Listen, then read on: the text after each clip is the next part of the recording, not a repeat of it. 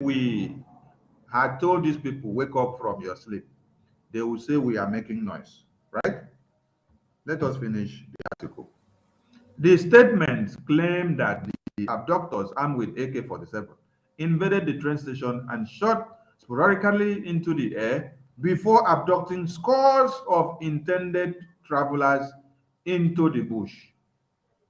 These ones never even travel yet. They just want travel. They there for the train station, they wait. Make the train come, make they board, make they go where did they go. Terrorists don't come, pack them. It is not happening in Abuja, it is happening in Edo State. Fulani terrorists takes over Edo State.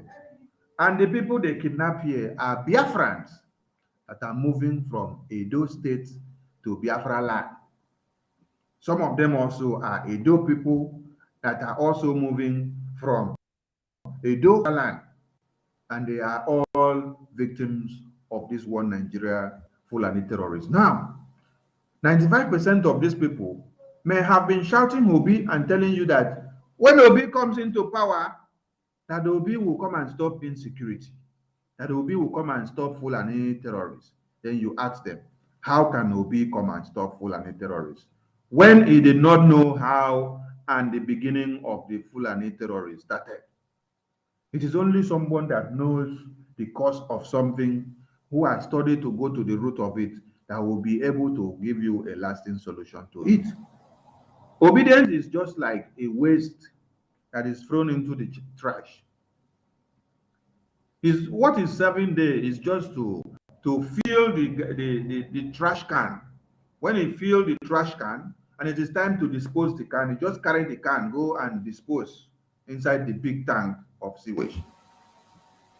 But to say that it contributes a factor to that environment, no.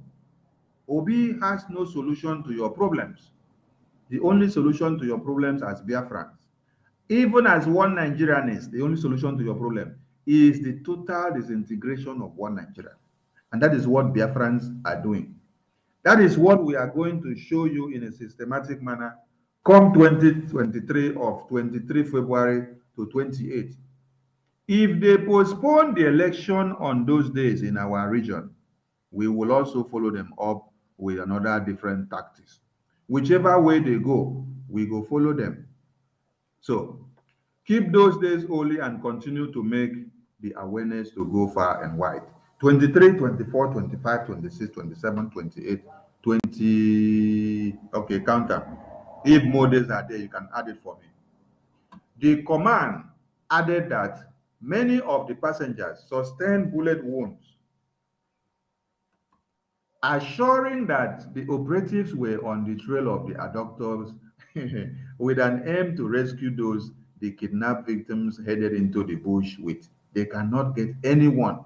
This is just empty assurances that they have been giving you from January to December. They cannot get anybody. Why can't they get anybody? Because they collude with the armed bandits that kill people, kill Nigerians. They collude with the armed bandits. They collude. They collude with the armed bandits. They collude. They collude with the armed bandits that kill people, kill Nigerians. They facilitate their movement. They cover them. If you are depending on the armed forces to stop the killings, you will all die one by one. One by one. Because they are the ones shielding the terrorists. Do you see how they shield them? They shield them.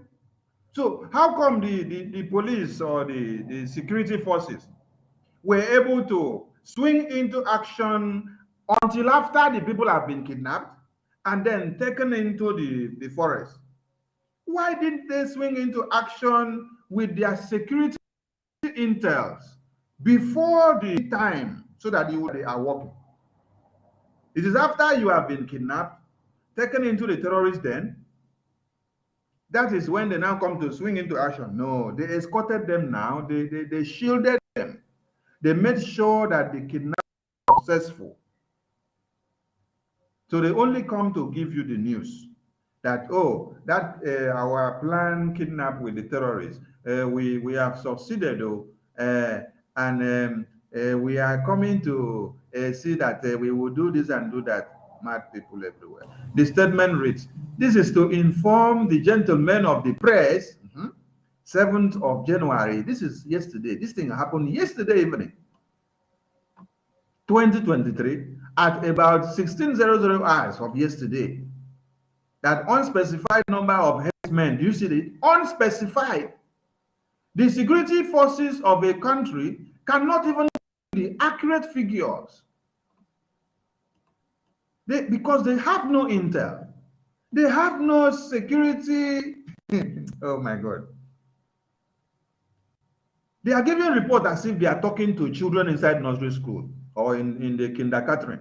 Unspecified number of herdsmen. But they can know that they were armed with AK-47 rifles. So how do you now know that they were armed with AK-47 rifles? Yet you cannot account on who and how they got to that place. You can't even tell us the exact numbers. They attacked the train station in Edo and they kidnapped unspecified of passengers, unspecified, waiting to board the train to worry. So this is the only thing that you can get from these security forces of one Nigeria, because their own is only to come and read the paper like this and then give you, you listen to it, you hear it, nothing more. No solution, no. Because they collude with the terrorists. They work with them and then they kill you Nigerians that claims to be Nigerians. They kill you Biafrans as well. They kill you every living thing in one Nigeria, because it is all about the Fulanization agenda. The kidnappers who shot in the air before kidnapping some passengers, persons with bullet wounds. Area commander DPO in the division said men have visited the scene of the crime. Did you get the point? That men have visited the scene of the crime with members of Edo Security Network, vigilante and hunters, with a view of protecting lives that have already been taken away. Now, I told you that they only come to count your debris on the ground.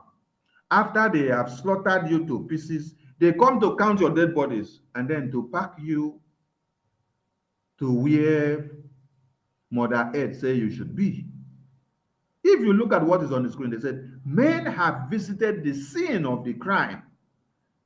After the event, after the massacre, after the kidnapping already taken place, they will come visit the scene, just to visit it and then news, come and give you press briefing. That is the only thing they would for you. And you that is still there, believing and waiting for them. Hey. They collude. They collude. They collude with the armed bandits that kill people, kill Nigerians. They facilitate their movements. They cover them. If you are depending on the armed forces to stop the killings, you will all die one by one. One by one. You all die one by one. That is, if you have not come to terms with the reality. They now tell you that they are going to comb the bush. You are combing the bush to see you. Go into the bush and let us see whether you will even see. Now, in March 2028 in 2022, this is what happened in Abuja Kaduna train. And it resulted into, before it was uncounted numbers that they did not know. they come later say it was officially declared that 63 were abducted. These are the kind of government that cannot even guarantee your security, because their reportage alone will tell you that there's something fishy about their reportage. Obi Biafra Ndewo, welcome to the studio. How are you there? Omare Changwa. Oyoyo. Ndewo. Terrible situation. Terrible situation happens to people that don't want to believe in the reality of the moment, because the reality of the moment is that Nigeria is on a suicidal slide, and when people come to understand it, they will beef up their security and then follow the Biafran project in order for us to expunge Nigeria from their communities with their foot soldiers. But if they refuse and then continue to live in this self-denial and ignorance, they stand to see more casualties.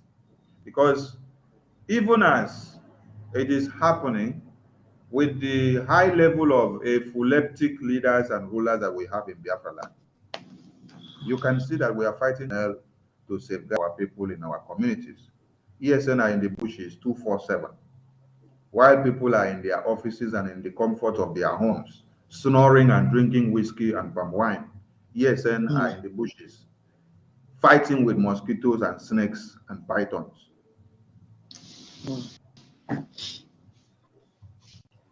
What message do you have to give to Edo people? Because they are the #1 people shouting obedience on the media more than even us, the Biafrans.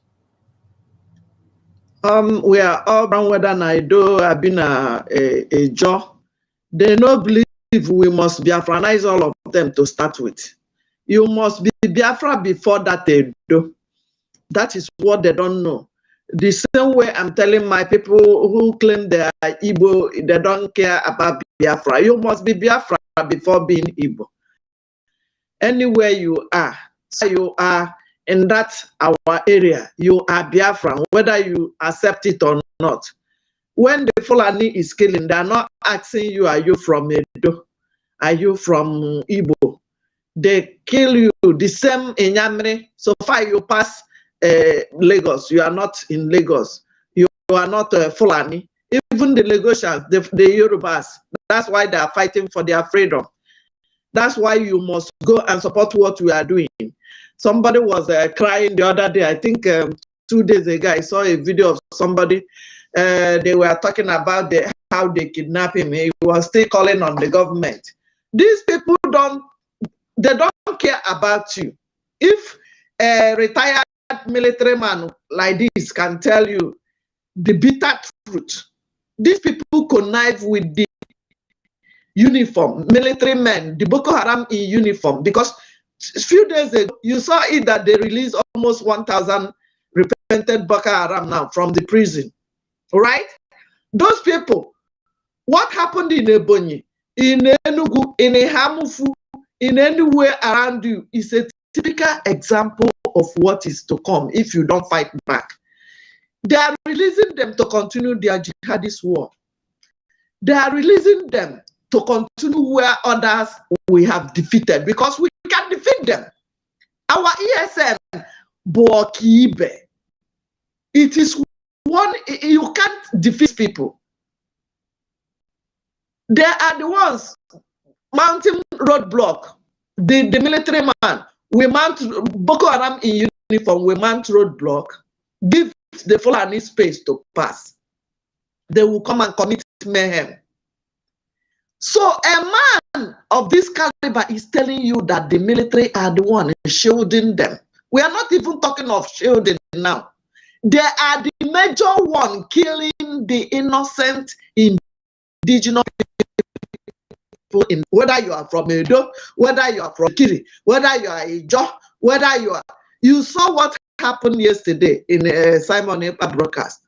The same uniform they use in committing mayhem in Hamufu is the same uniform the the one campaigning for the security men campaigning in a campaign ground in Edo.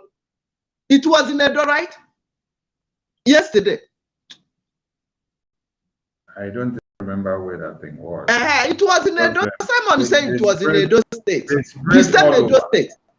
They spread all over. It's not only in everywhere.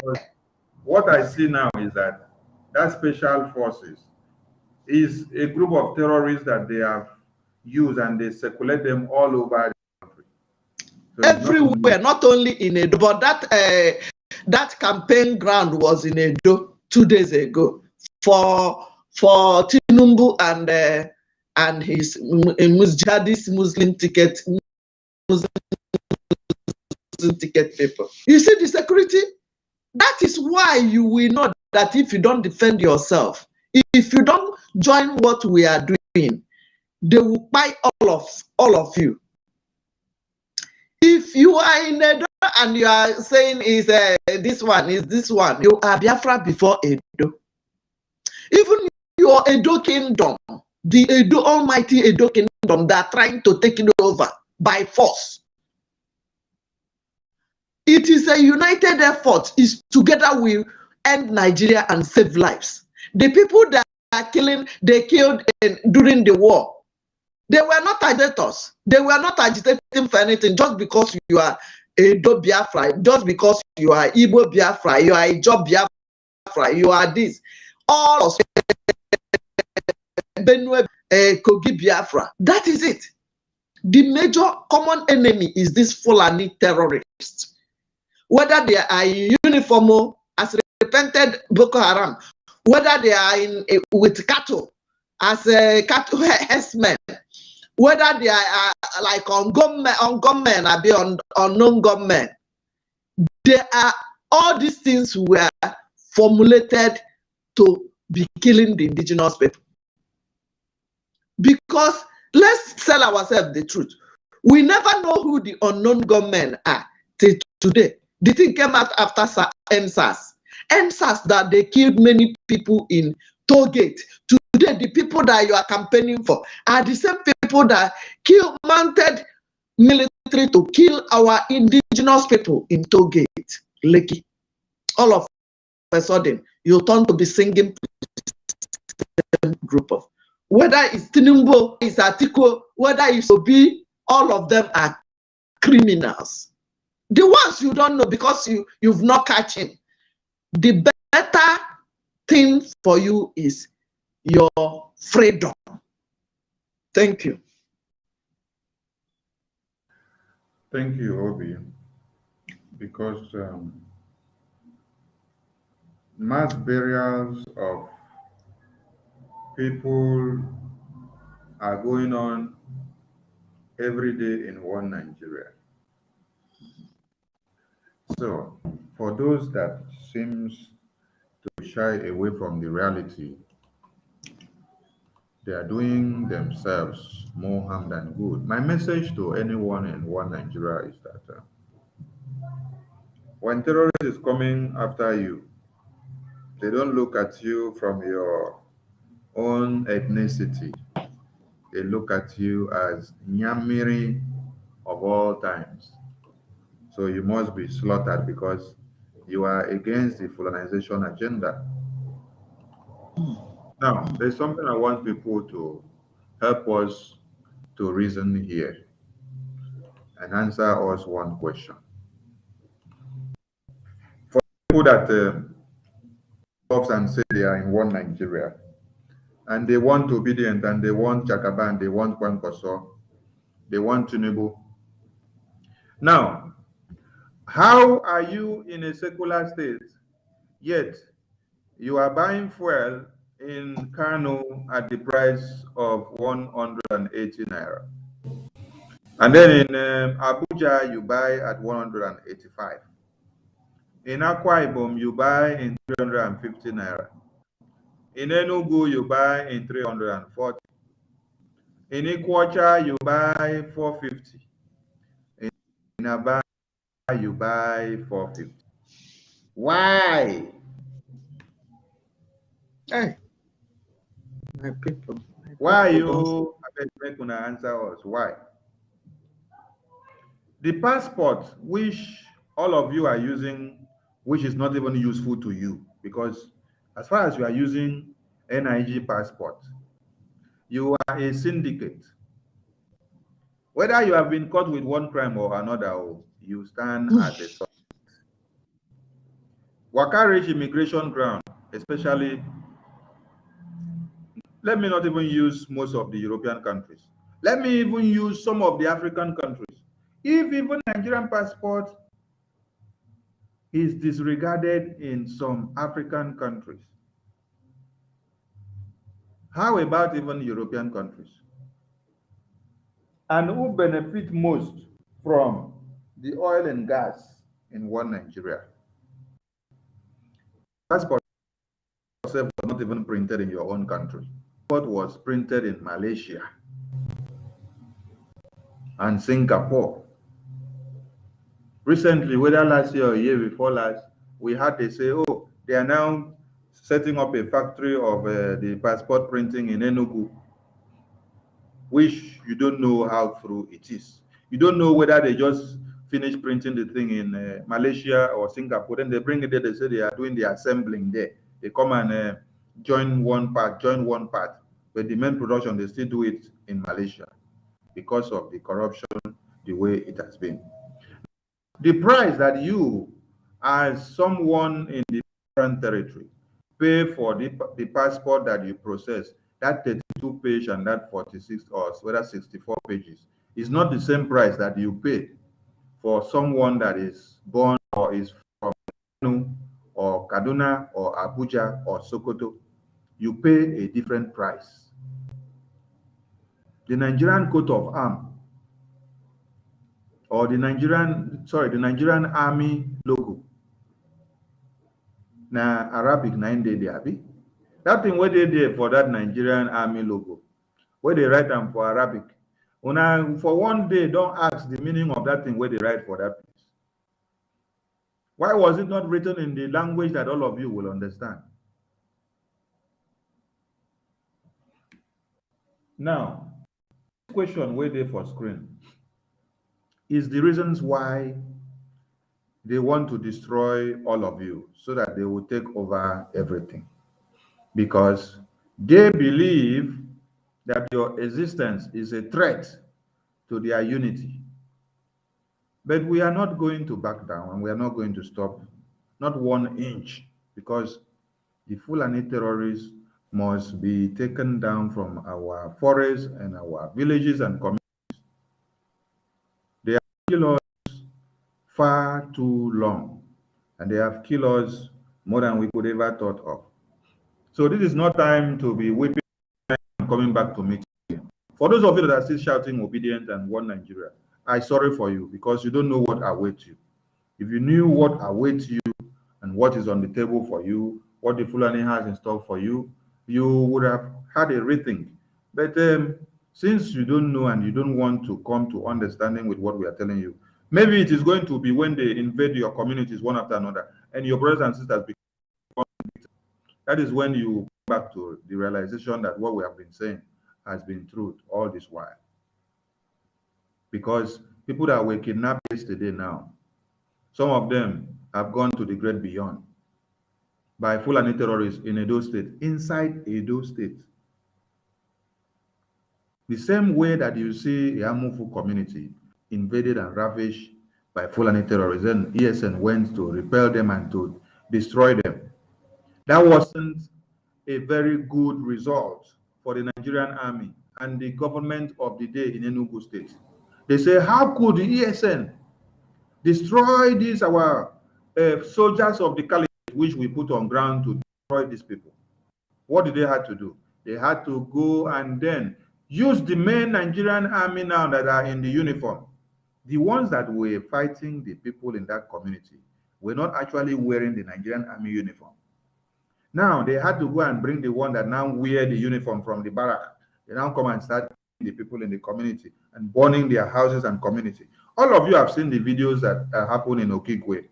Have you asked the question why or what happened in Okigwe that people's livelihood were burnt to ashes? You slept and woke up and then you saw a community burnt to ashes. Have you asked the question? These are many reasons why you must know what we are doing, and the reason why we say Biafra must expunge Nigeria from our territories and from our lands.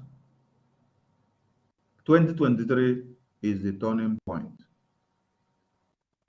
If a high percentage of oil and gas production emits from Biafra land each and every day, but yet it is in Biafra land that we buy fuel at the highest cost.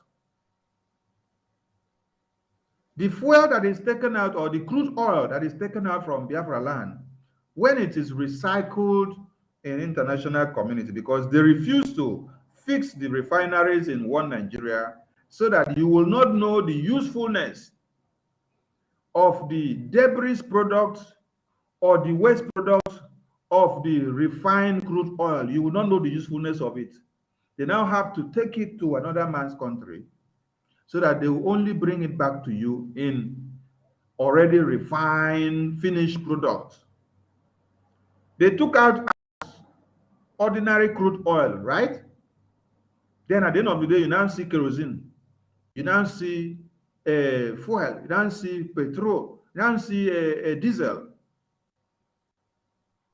You now see gas. Did you ask yourself, why is it that they took out only crude oil and then they are coming back with many things? And did you also ask the process that took place? Did you also ask the advantages of to have refined this thing in your own communities?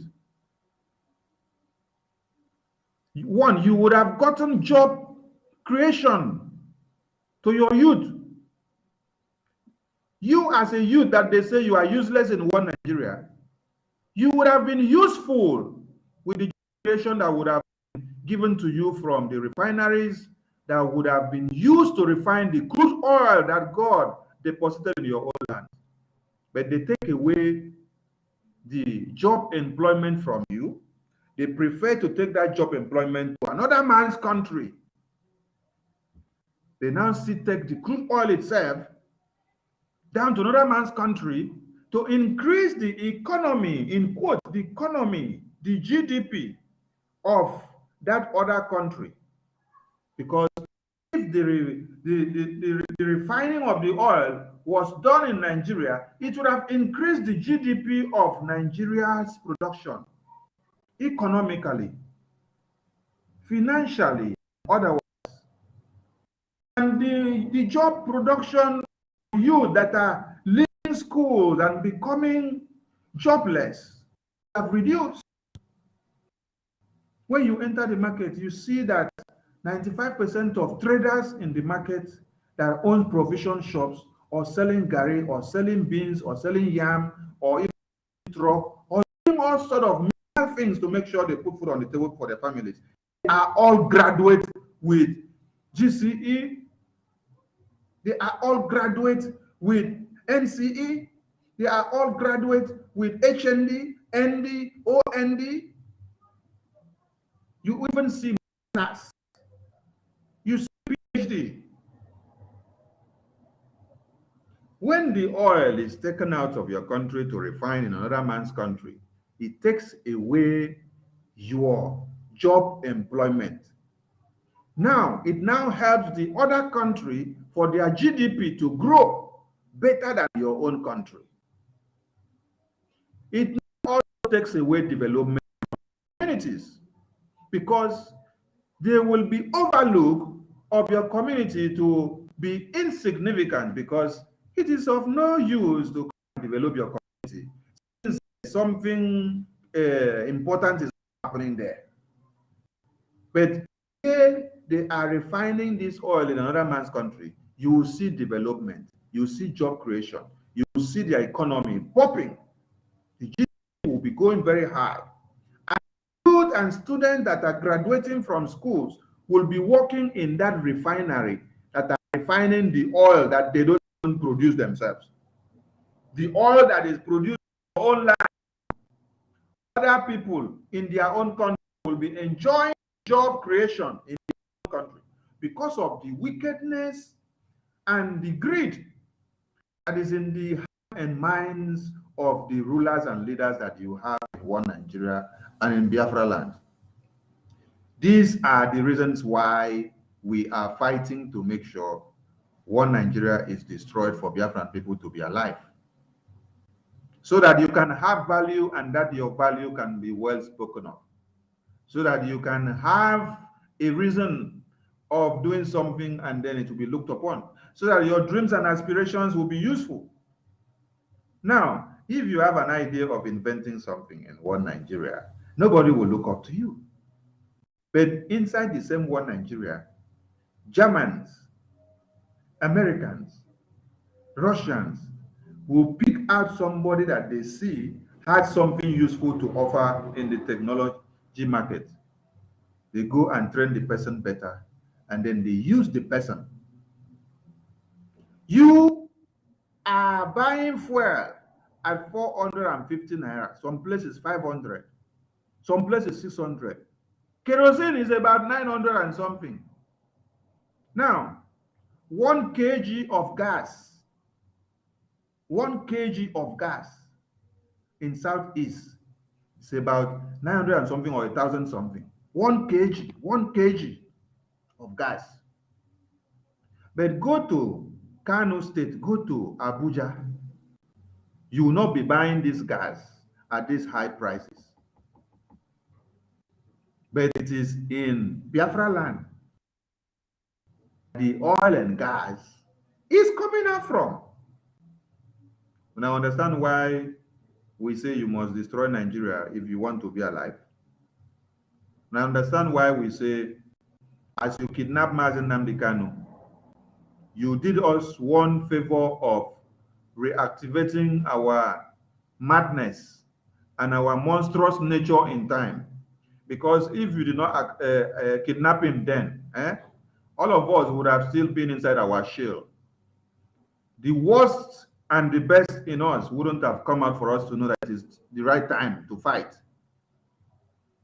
So as you kidnapped him untimely, you reactivated the monsters in us untimely as well. And as you have activated it, it also helps to save the lives of Nigerians beforehand. Because if Biafran people were not awoken from their sleep, for them to come to terms that it is time, these killings and massacre and kidnapping that you see ongoing in Nigeria today, it would have been triple-fold, because yet people will still be wallowing in ignorance. They will not come to understand that it is time. Dr. Mai Lafia prophesied and told you, these are the intels that I got from the meetings I had with these terrorists. It is time all of you wake up. You guys ignored him, which is the normal way that you foolish people in Nigeria behaves. When you get intels, you don't take it serious because you claim it is happening in Kaduna, it is happening in Borno, it is happening in Edo, it is not happening in Akwa Ibom, it is not happening in Calabar, it is not happening in Enugu, it is not happening in Abia, it is not happening in Ikwacha, it is not happening in Abia State, it is not happening in Izombe, it is not happening in Umutanse or in Ihiala or in Olu. But until you see that your own roof is burning, that is when you wake up. The recent attacks in Enugu community now, in Okigwe, in Ihiala, in Olu, is making all of you now to understand that actually there is war ongoing. But since MNK has been preaching to you since 2012, you were not taking him serious. If your communities are being overridden by terrorists while you are yet canvassing for 2023, which is in how many days to come? This is like whether 50-something days or 60-something days to come. And they're cutting you to pieces. How much more when the D-Day actually comes? Or how much more after you actually put the Obediot in power? If he cannot speak up against the terror groups that are killing you now, is it when he finally gets into power that he will now be able to speak? You guys should wake up because your foolishness is too much now. Somebody that cannot challenge your enemies in broad daylight. How can the person now go and challenge your enemies in darkness? Is it when Obi is in closed-door meetings with the terrorists that he will be able to challenge them? First of all, you should challenge them in broad daylight so that we see your courage. Because your courage outside will determine what you can do inside when we are not there with you. But the courage is not there because he knows that he is there to play a card. He's there to play a game of chess, which was mandated of him by the British Parliament. When Obi went into presidency of Labour Party, did he consult any of you? Oh, okay. It's UK that gave him the mandate. So it's UK that will also take the mandate away from him. For you that is seated there, mesmerizing your lives with obedient idiot, I feel for you, but wake up because the Biafran people have made their stand and we are fighting with everything in our blood. It is shocking to see that fuel in Kano State is 180 naira. In Abuja is 185. Please, I want somebody to type in the comment section and make us to know how much a kilo of gas, the butane gas that we use to cook, which God has blessed us with in Biafra land. Somebody should let us know from the comment section how much is a kilo of gas in your location. Whether you are from Edo or from Akwa Ibom or from Calabar or from Enugu or Rivers or any place that you are, let us know how much a kilo of gas that we use to cook. I don't mean gasoline gas, I mean the. Let us know how much it costs from the comment section. 180 naira fuel in Kano, Abuja 185, Akwa Ibom 350. Enugu 340, Ikwacha 450, Aba 450. Chai!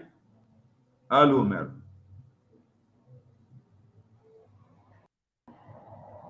Obi, you have to say something, please, because I'll be rounding up. But I'll bring in Simon's yesterday's program to continue to play while I stay. Okay, Biafrans, you see this fuel that is in Kanu 180, Abuja 185. Why Aba is 450? The people shouting obedient should tell us how Obi want to stop it. Now, remember your WAEC.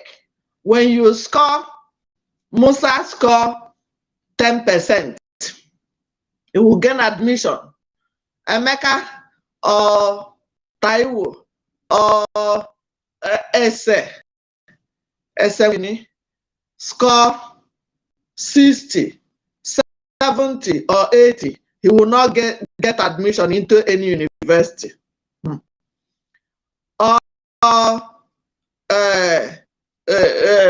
What will I say? From Benue, Ajema from admission. These are Biafrans, but they will quickly give admission to somebody that can't even spell his name. This is typical example of what has been going on. This is typical example of why you don't have anything, no job, because the fuel that is in your backyard is being exported to another country to go and give them job. The end product of that gas, do you know that nothing from the oil from your backyard when exported, none of them is a waste product. Even the waste product is useful. Am I communicating, Sonny?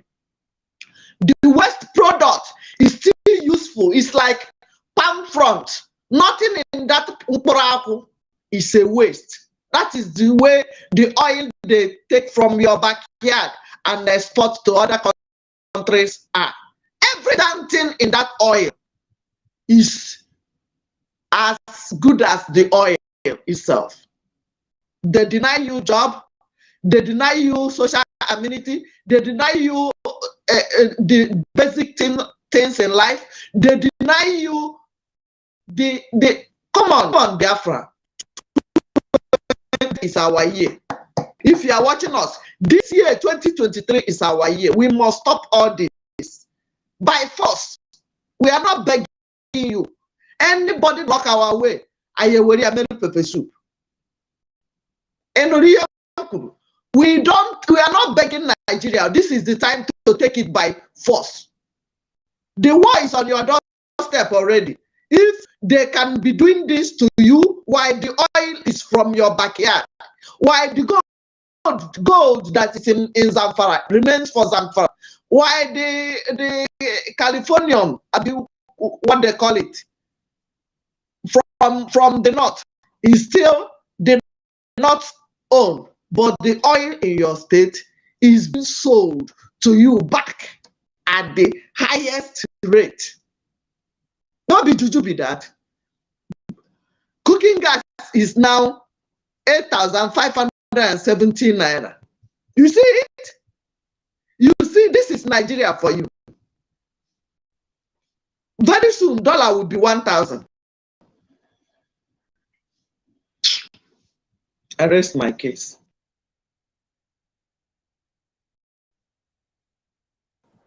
Obi, thank you.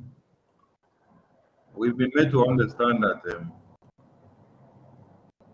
cooking gas is bought at 8,570 naira. Oh my God! This other person said this big one now should be, is it maybe the 12 kg? This other person said I am moving from Imo to how much gas in Lagos, or how much is the fuel? Okay, when you get there, you will know. Hey, there's something you should understand, that when the crude oil is taken from your land to another man's country and it is refined there, the leftover or the debris or the waste product can be used to produce electricity. It can be used to produce electricity in your communities. And yet, you are one of the countries that does not have standby power supply of electricity. You spend so much money on fuel and diesel and petrol to be able to power your engines so that you can have power supply. But yet, these job opportunities are being used for other people in other countries who does not in any way contribute to the growth of your lives. The countries where they take this your oil and gas to, the only thing they do is for them to do what? To be part and parcel of destruction of lives and property. They are the people that are sending the terrorists. They are the people supplying them the weapons to come and take you head on every day, every day. So, please, if you did not come to terms with the reality of Biafra, wake up. If you do not understand what the Fulani terrorists and the police and armies have in store for you, be reminded from what this man said here. All of us must rise up. The armed forces are not neutral. They collude. They collude. They collude with the armed bandits that kill people, kill Nigerians. They facilitate their movements. They cover them. If you are depending on the armed forces to stop the killings, you will all die one by one. The ethnic cleansing must stop in Taraba State. It must stop in all the states of Nigeria. Otherwise, Somalia will be a child's play. Somalia will be a child's play. Mazi Nnamdi Kanu told you, you people kidnap him. You see the foolishness of men. And they said, oh, he threatened the sovereignty of Nigeria. He told us that Somalia will be a child's play for what will happen in Nigeria. Now, this is another man that is telling you that Somalia will be a child's play to one Nigeria. Why they no kidnap him? They no kidnap him because he is not a threat to the existence of one Nigeria. It is only someone that is a threat to the existence of one Nigeria that will be kidnapped. Caller on WhatsApp, welcome to the program. Do you want to comment on the program, please? Hello, sir. Yeah, we are on a live broadcast. You want to comment on the program or you want to say something offline? Yeah, I want to say something offline. No, the program is okay. Everything is moving forward. You know, last time when you sent me your number, I messaged you so they can give me the directive way to send the money I late. Okay, So, hold on. I'll call you back as soon as I drop. I'll be playing something and then I'll call you back. Yeah. okay, no problem, no problem. Thank you. You know, Thank you, keep man. it up, keep it up, keep it up. Keep up, everything is going well. I'm seeing that. Okay. There one. Yeah, thank you. All right. This man here is not a threat to your lives that are seated. He was part and parcel of the system. He killed for Nigeria, he maimed, and he did everything he did for Nigeria. So when he is telling you now, he's telling you in line with what he knew. Colonel Kunde or Commodore Kunle also told you something on Channels Television, and everything he told you is what he knew. And since he told you all that he told you, how many of you have gone to finger one Nigeria to come and defend what he said? You people will not go to finger him to come and defend what he said, though. Or finger one Nigeria to come and defend what the man said, though. You will only come to come and finger IPOB. Hey, you only come to finger Biafrans. You leave the ant that is invested on your scrotum to come and start dancing with mosquito who does not even make any sense. That's the problem. And while you are mesmerizing with mosquito, the ant that has gone into your scrotum is destroying you. And the ant has already made way for a centipede to even go inside. A centipede has gone inside your scrotum as well. And it is eating you up slow and steady, slow and steady. As you are focusing on the Biafran people, so is the Fulani terrorists taking over your communities one after another, one after another. Before, it was heightened in Northeast. Now you can hear it in North Central. Now you can hear it in the West. You hear it everywhere. Now it is in the Southwest. Now it is in Biafra land. While you are now fighting us, they are coming in small. Wake up before it becomes too late for you. Let's listen to Mazi Simon's broadcast of yesterday because I was actually at work, so I did not listen to it. So for those of you that did not listen to it, listen to it now, again and again and again. Biafra is our cause and nothing more. Support what we are doing and support ESL of the website. Group and the top recruiter of that group are today in Afghanistan. So Al-Qaeda is a problem that needs to be watched in Afghanistan. The bigger problem in Afghanistan at the moment is ISIS. And ISIS almost weekly attacks inside Afghanistan. The biggest worry is that they are increasingly recruiting from neighboring countries. And those individuals, particularly Tajikistan, those individuals are coming in where they're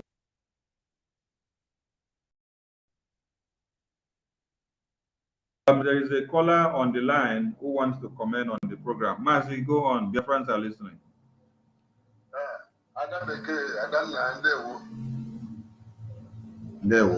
She can hear you. I listened to what you just played with Theophilus Danjuma. Please, What you blame? mute your other device. Mute your other device, or you turn it off. Focus on this one. I mute it already. Okay. So, you know, where is the elders of Biafra people who can speak like Theophilus Danjuma? Have you ever heard of somebody speak like him? Condemn what is going on. They are the killing. But Theophilus Danjuma said it boldly, and it over and over and over again. He even accused the military of colluding with the bandits. Can you imagine that? There's no any Biafra leader, Igbo leader, so that ever said that what they are doing is bad. Not to talk of condemning the military, that the military are colluding. I've never heard of it. Where are these elders? What is really going on with these people? Please, that's what baffles me. Is it that they have sold their soul, or they are eating, or they don't have a soul at all? Or I don't really understand what is going on. What is going on with these elders? There is a saying in my place, so I don't know how to say it in English.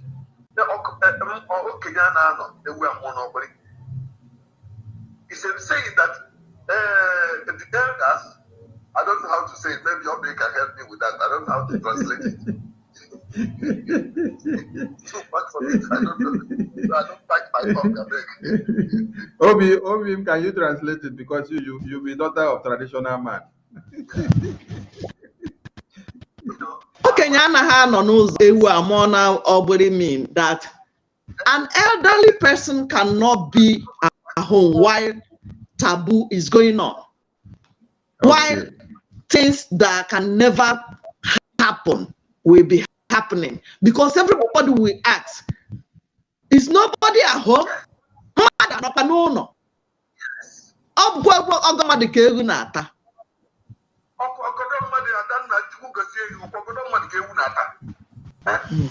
How can this be happening? In the olden, they have trampled our tradition, match it with the leg, kick it up.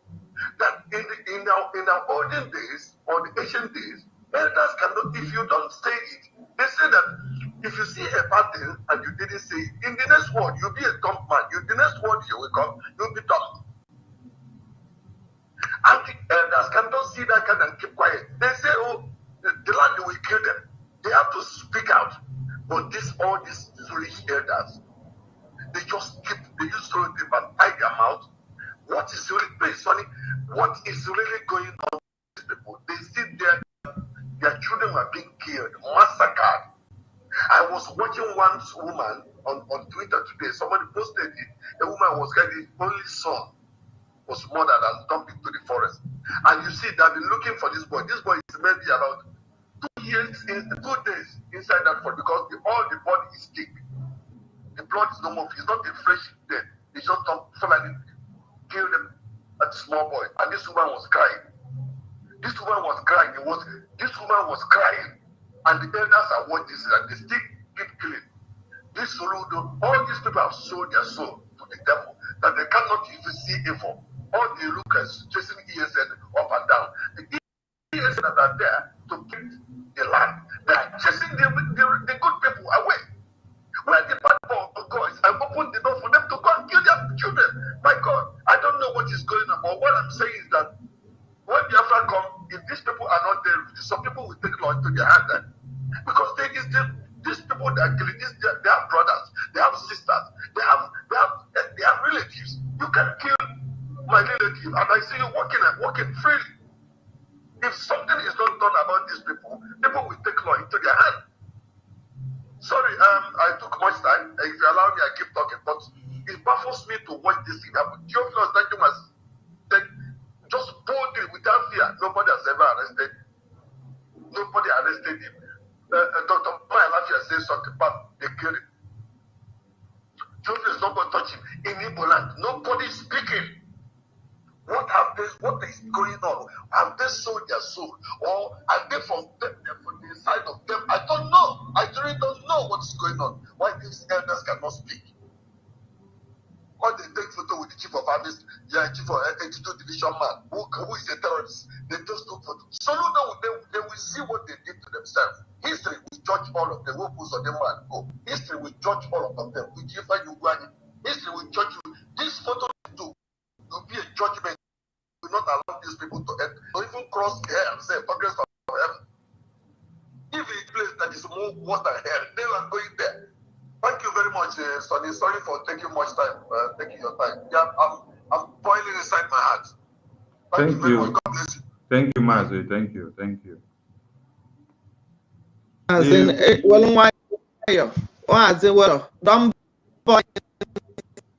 inside your heart. Take one before Biafra come. Don't worry, it will be better. Thank you for your calling. Sonny, go ahead. The point is that the elders that we have and the rulers that we have, they have all collected money, sold out their heart and souls. They have given them properties in Dubai, America, Switzerland, Portugal, UK, and promised them everything that you could ever think of. Let me remind our people something. What's the former name of the former governor of Anambra State? What's that his name again? The one that handed over to Soludo, because they are useless. That is why at times I don't even Willie? Willie, yeah. Okay. I don't engrave their names in my memory because they are useless. Willie had to run away from Nigeria few hours after handing over power to Soludo. Why and how? Before then, he already understood what Nigeria is standing on. And he had already prepared himself, prepared his family, prepared everything that is going to chop there. They don't buy a house with your own money. While in government, they don't use your money to build their future, keep already. So tell me how they will not overlook the massacre of your brothers and sisters. When they have collected money that can take care of your generations that will come, and your other generation that will come, and your other generation will come, what will they be concerned about you? The Fulanis assure them that when they endorse your killings, that they will make sure they leave Nigeria, they will stay in abroad, they'll give them this, give them that. So they already have all these things given to them. That is one thing people should understand. Like the parable that he said, there's another one that also said that if my father is the one wearing the masquerade, I cannot be beaten by the masquerade. So if our fathers are the ones wearing the masquerade, how come we are now being beaten by the masquerade? It goes in line with the parable that he said before, the proverb he said before, that there is no elderly man in the house, then something will come to happen, because if there is, somebody will come to storm the enemy that comes in and asks, why? When there is somebody in the house.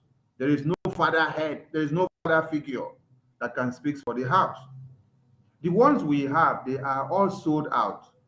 That is why it is incumbent on us as the youth of this generation to restore Biafra, because the ones that we saw as elders and leaders, they are all useless. They have collected money and they are selling out our lives. They are selling out our future and our prospects. They are selling out everything that we could ever hold on to. That is why the youth of this very day must do something. And that is why we are not backing down. All right. There is a breaking news that today is Shine Baby's birthday. Mwada Bleble, Mwada Carolina. Today is her birthday.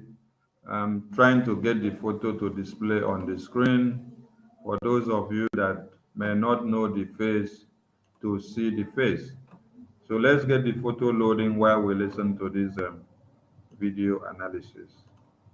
getting training from ISIS, and the concern is that they might leave Afghanistan, go back to their home countries, and conduct attacks against Western interests. Think embassies.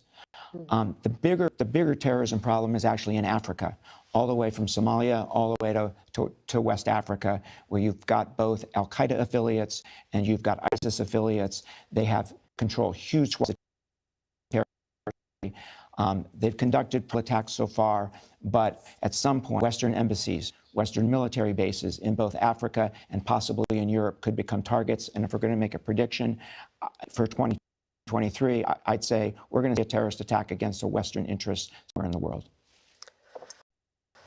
Well, it's sobering. It's a reminder that declaring victory was too early. Terrorism has always waxed and waned. It has always gone up and down. And I think it's starting to bounce back again. Mike, After the fall of Kabul, you were on this program and you correctly forecast that the Taliban knew where al-Qaeda's leader was inside Afghanistan. Right. So I'm wondering what your thought is of where the emerging terror threat is now. Right. So one of the major affiliates of al-Qaeda, it's called al-Qaeda in the Indian subcontinent. The lead of that group, the deputy of that group, and the top recruiter of that group are today in Afghanistan. So al-Qaeda is a problem that needs to be watched in Afghanistan. The bigger problem in Afghanistan is ISIS. And ISIS almost weekly attacks inside Afghanistan. The biggest worry is that they are increasingly recruiting from neighboring countries. And those individuals, particularly Tajikistan, those individuals are coming in where they're getting training from ISIS. And the concern is that they might leave Afghanistan, go back to their home countries, and conduct attacks against Western interests. Think embassies.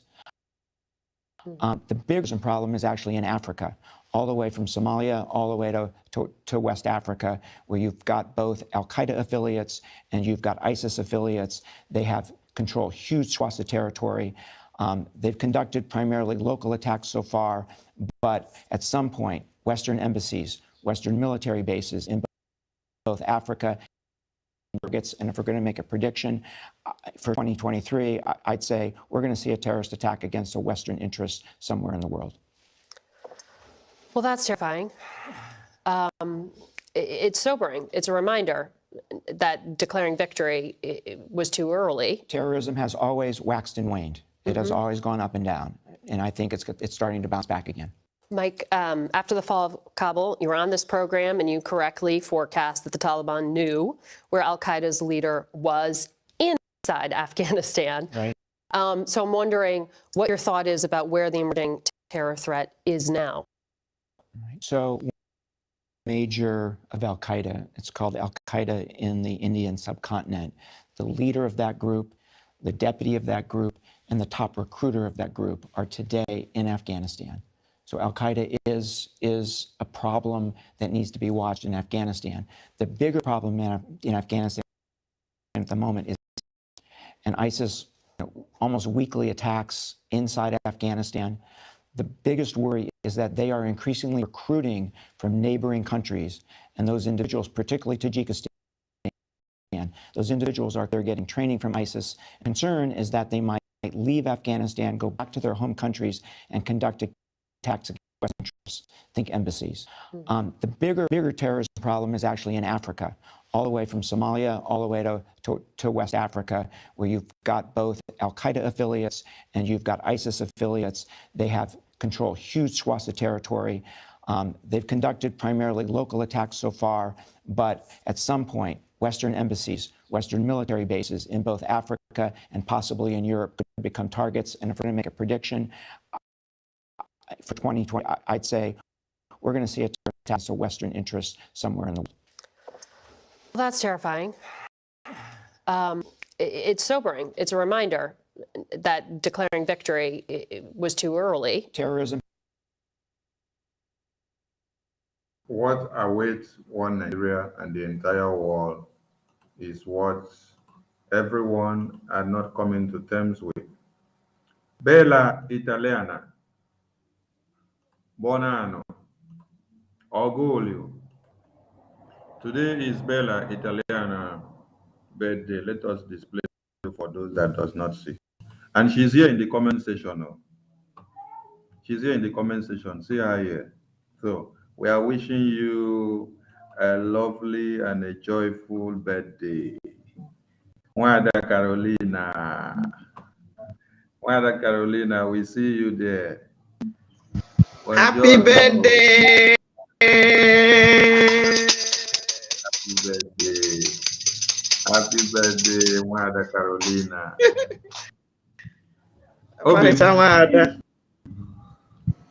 Obin, you're good in singing happy birthday, so let's sing happy birthday to her. Happy birthday to you. Happy birthday to you. Happy birthday, Carolina. Happy birthday, gorgeous. May the good Lord bless you. May the good Lord bless you. May the good Lord bless you, sister. May the good Lord bless you. We wish you Biafra. We wish you Biafra. Shine, shine, baby. That shining smile alone. 9 days scatter table. Shine, shine, baby. They know why they give you that name. So, dear friends all over the world, we have this shine, shine, baby here, who will always say hello. Hey, whoa. Hello. Today is her birthday, so wish her merry birthday and wish her Biafra 2023. So we celebrate with you, and we are so happy. Mind you, you did not tell me that today is your birthday. Oh, I got it from a second hand. I got it from a second hand. Oh, okay. So I got it from a second hand that today is your birthday. So we pop champagne for you. So more plenty years, more hope and joy, plenty money in your bank account. Yes, so that money we can. Yes, so you need that money. So increase, joy, and happiness is your portion. He say.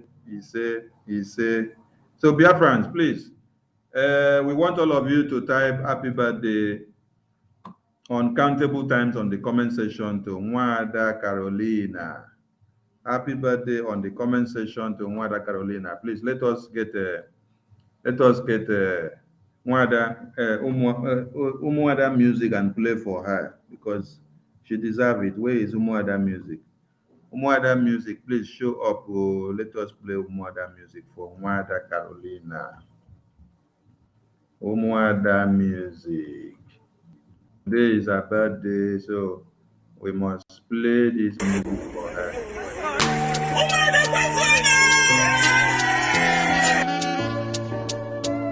To all Biafra women around the world, Mwada, can you tell me who can do without Mama? Have you seen it? Because I'm joking. Can you compare the beauty of Mwada? Cause I searched around, I found nobody. No. I see, they are so loving, they are so caring, they are hard. Naturally, they are beautiful. Mwada, Nemo, Nemkema konam, Ifem kenyeki akonam, Mama. I will love you forever. Chukwu kikeche penem, ututu nanya say I'm grateful because.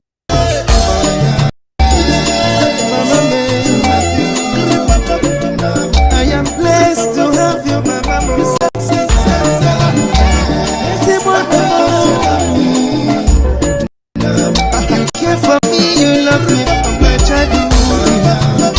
Mama,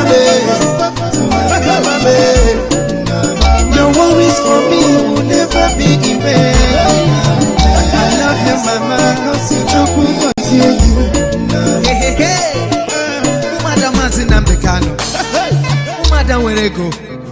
Umada nebiego no kego. Umada dia jemono. Umo Biafra june mono. Sweet mother. Umada nemof. Umada uroku de hananya. Umada werobi omo. Dem kema konam. Ifem kenyeki konam mama. I will love you forever. Chukwu kike chepanem. Honorable Zuka just one kunem. We love you. Sibonem ifedi makanganye kimala. Because you love me. No yo ne never away.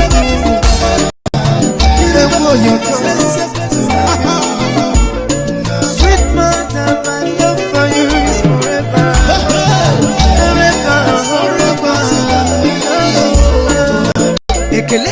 Honorable Azuka Charles Wampo, based in USA. Umada Biafra world leader. Ebeja Gogo one, Ugo Dia Jamono, Akano Nyomo Bonyeri, Ugo Characha, Neganiru. I can't forget my one, based in US. Yes, beautiful woman.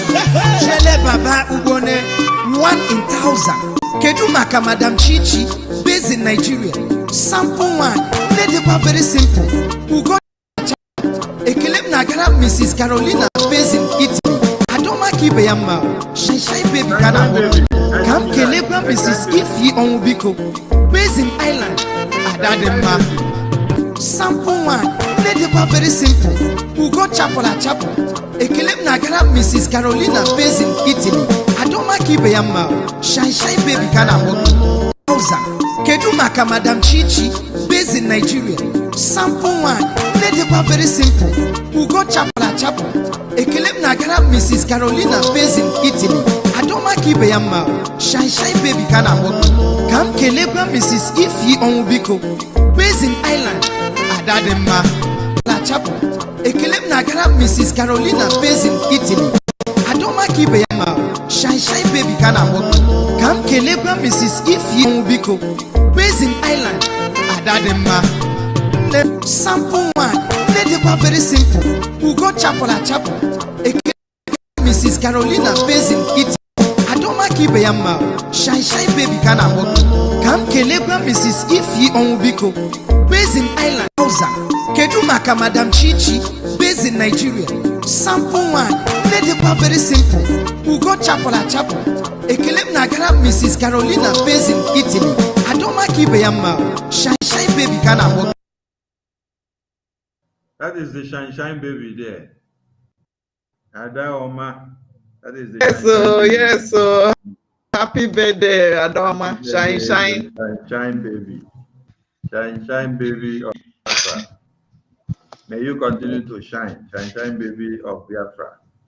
Umuada are happy to have you. The media team are happy to have you. The entire Biafra people are happy to have you. And we wish a bigger birthday with Biafra. They will. Kelebra, Mrs. Ifi Onubiko, based in Ireland. Adadema Kema Konam. Ifem Kenyeki Konam Mama. I will love you forever. Chukwu kike chepanem. Otutu nanya say I'm grateful because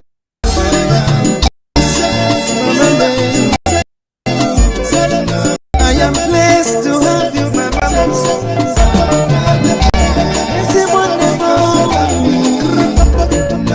You care for me, you love me.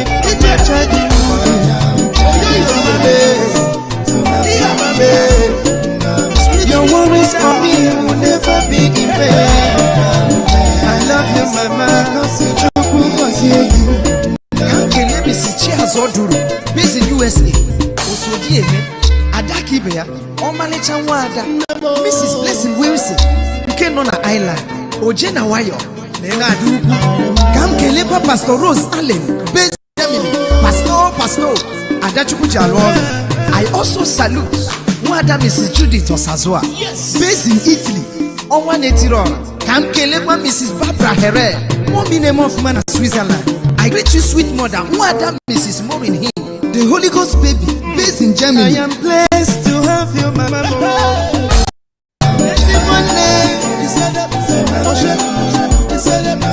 You care for me, you love me from my childhood.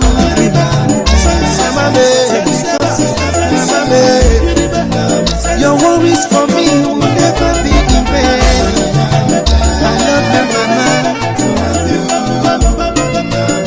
Honorable Chance, I see you, Mama, baby, you real matter. Tu sais que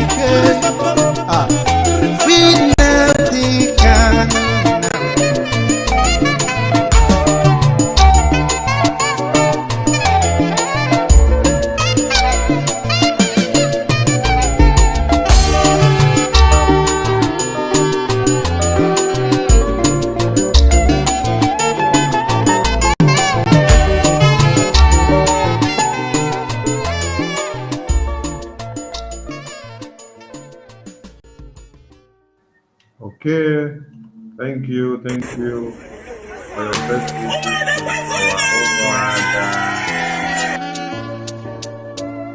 to all Biafra women around the world. Oh, mother, can you tell me who can do without Mama?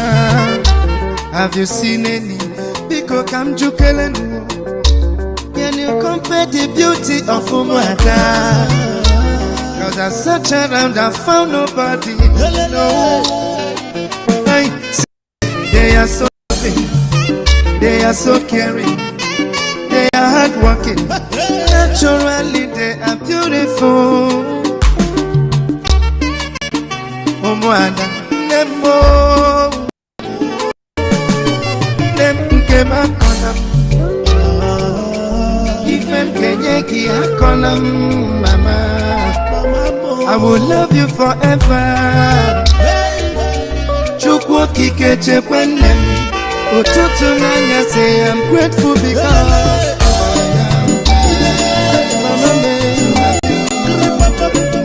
I am blessed to have you, Mama.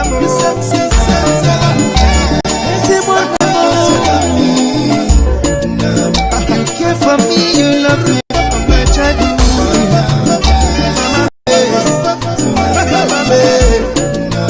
Your worries for me will never be in vain.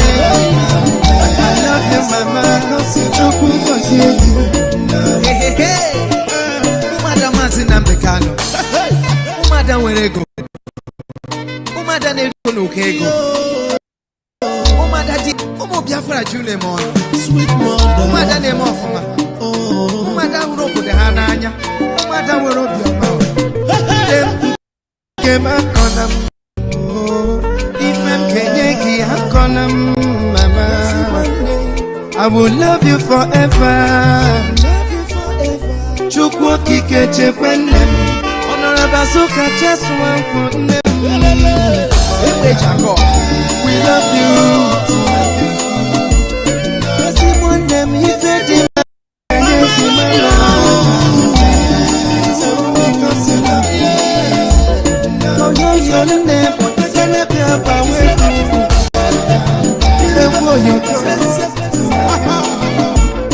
Sweet mother, my love for you is forever.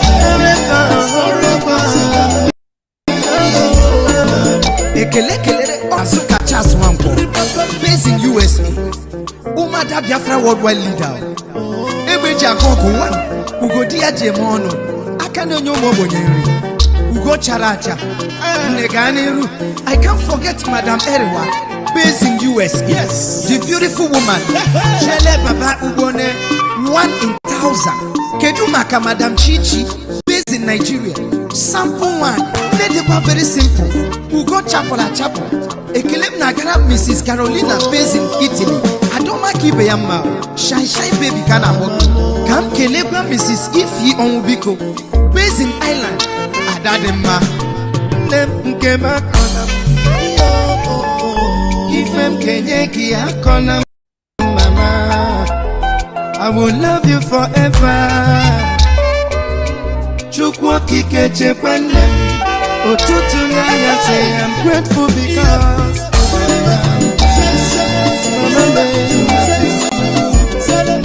I am blessed to have you, my mama.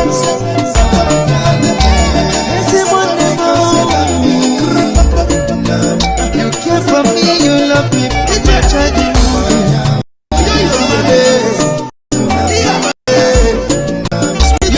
your worries for me will never be enough.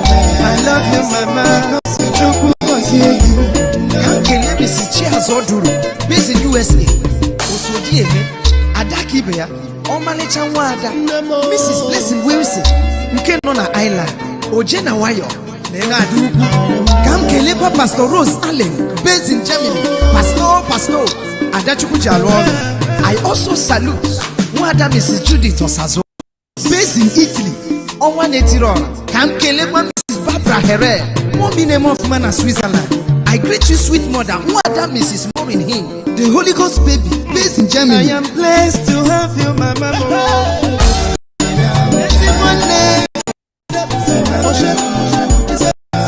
You care for me, you love me.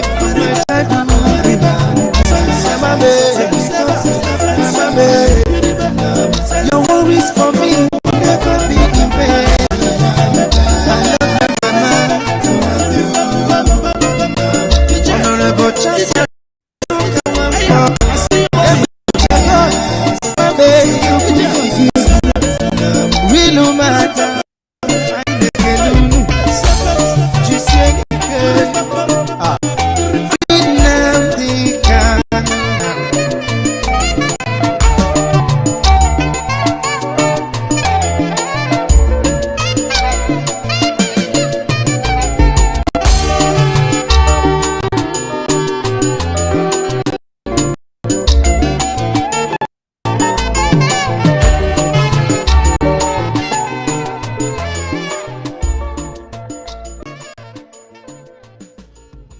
Okay, thank you. And I'm posting the pictures on Facebook, YouTube, Twitter. So wherever you are, go and make those photos to go viral so that she will feel the heat of how Biafrans are celebrating our day. Love our own. And when you identify with the Biafran people, you will feel the love to the letters. All right. Happy birthday to Shine Baby, Mwada Carolina. Happy birthday to you. So, Biafrans, you have to continue watching these broadcasts. We started playing before now.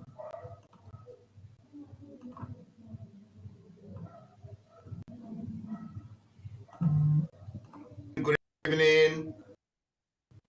Welcome this wonderful day that we have entered as we are now going into the phase of the days of Goliath and David. We are now entering in this weekend the days of the Goliath and David. Goliath and David. Anyị ebuteghị ike ọzọ. Anytime you see that ebuteghị ike, malụ na ike abịago. Anyị ebuteghị ike. Anyị ebuteghị ike. Ike a ga-eji wee gbazụ wotowoto. Ọkwa ha sị na ọ nara eme.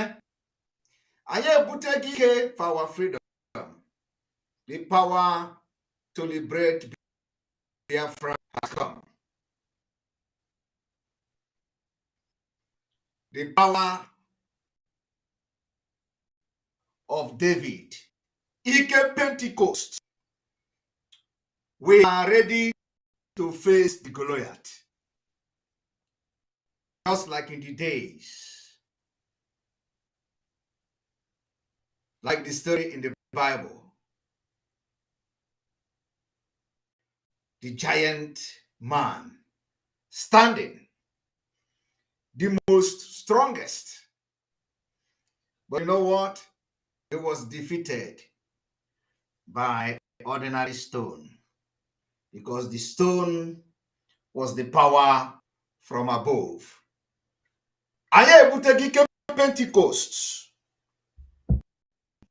Ike a ga-eji dọọ Nigeria vam vam vam. A na-ekwu ekwu na-eme eme. Whoever cross our path shall go down. In the coming weeks, the Biafra restoration will take full effect. Non-stop Wotowoto until Biafra is liberated.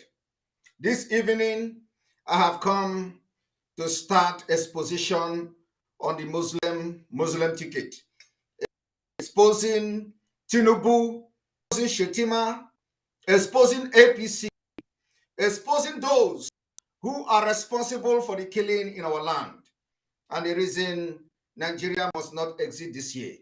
Join me this evening as we embark on this particular divine exposition where every satanic power will be destroyed.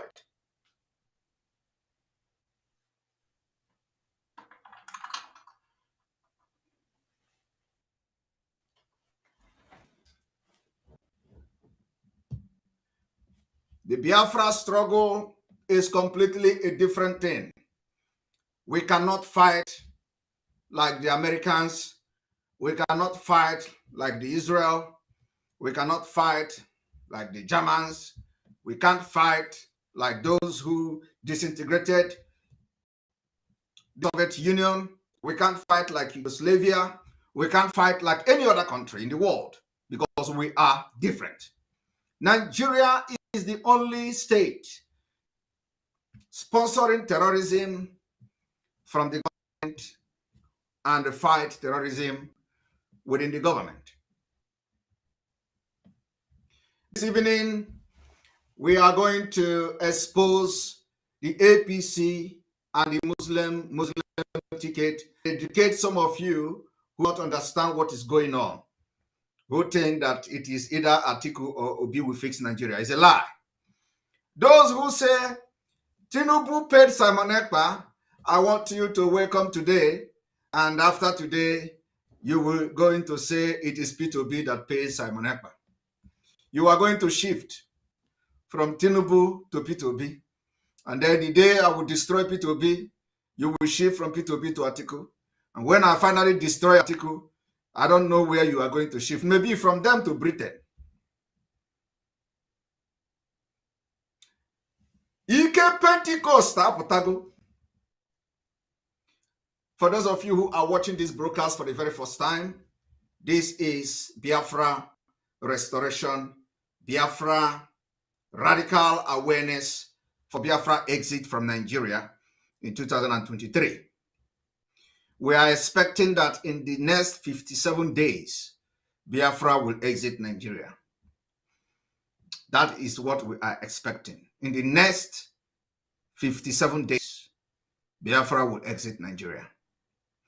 It may sound funny, but it is not funny to us. It may sound like it's a joke, or it may not even as a joke to us. I may also sound like a clown, like some of them are calling me. I'm telling you, at the end of the day, you will know that Simon Ekpa is not a clown. I am fighting a just cause. That just cause is what I stick on. I want people to listen, pay attention to what we're about to do today. Before I do that, those of you watching from Facebook or wherever are going to kick you out of Facebook because we don't want to go live on Facebook. Facebook is a useless social media. We will not go on Facebook. If you are watching live, it is going to go off in a few minutes. Hook up to any other IPOB autopilot media platform. Britain, you have Scotland that is almost independent. Wales, the same thing. Everybody is free. But Britain doesn't want the same thing they're enjoying to happen in Nigeria. Why? Ask yourself that question. Anybody telling you about one Nigeria is your enemy. I prove it to you now. Ojukwu negotiated devolution, regionalism. The North will be on their own, the West on their own, even Middle Belt on their, Midwest on their own, and then the East on their own. It's the same one Nigeria. On their way to the airport, before they boarded the aircraft, a call came from Lagos, from the British High Commissioner in Lagos to Gowon, telling Gowon not to agree. After having signed the agreement, that same Gowon you're looking at today, God kept me alive so that he can witness the destruction he will bring upon that very zoo called Nigeria. Gowon said no. Do you know all the journalists in Nigeria, none of them have ever gone to go on to ask him, why did he say no to Aburi? Aburi was restructuring. None of those agitating for restructuring right now has ever gone to go on or gone to Nigeria to say that Ojukwu negotiated restructuring. What happened? They came back and they said no. Ojukwu said, okay, so you want to continue to kill my people all over the place? No. Because of that, I'll declare Biafra. Today, they have brainwashed all of you with the perverse notion and thinking that somehow Ojukwu is responsible for causing a war, when opposite is the case. If not now, that after many years of hammering on this very topic, it has now sunk into the skull of the people that Gowon was the aggressor, not Ojukwu. That's how Nigeria is, always blaming the victim. And we lost over 5 million people during that very genocidal war. That is how Nigeria is, always blaming the victim. Just like a few weeks ago, every hell was lit and all the propaganda was channeled against Simon Ekpa. As if all the killings in Nigeria, there were no killings in Nigeria. They channeled all the propaganda on Simon Ekpa for declaring sit at home, which is coming. More sit at home is coming. Prepare for 2 weeks. It is coming. Prepare for 2 weeks, sit at home. It is coming. The same thing, the same modus operandi, Nigeria cannot change. They use the same modus operandi to fight every person that rises against them. Propaganda. They tell you Simon Ekpa is responsible for all the insecurity in Nigeria. In 1 week, every social media, all the Nigerian media, Punch, everything rose up against Simon Ekpa. Exactly the same modus operandi. They have not changed. But, very, very unfortunate to them, we have mastered them. We have mastered them. We mastered and studied them. We studied their modus operandi. And today, are you not going to look around yourself and see that we have defeated them? We defeated them. We defeated the propaganda that, they sponsored after the successful 5 days sit at home by the Biafra people. We defeated them, and that is the beginning of their defeat. I want you to listen to Onyendu.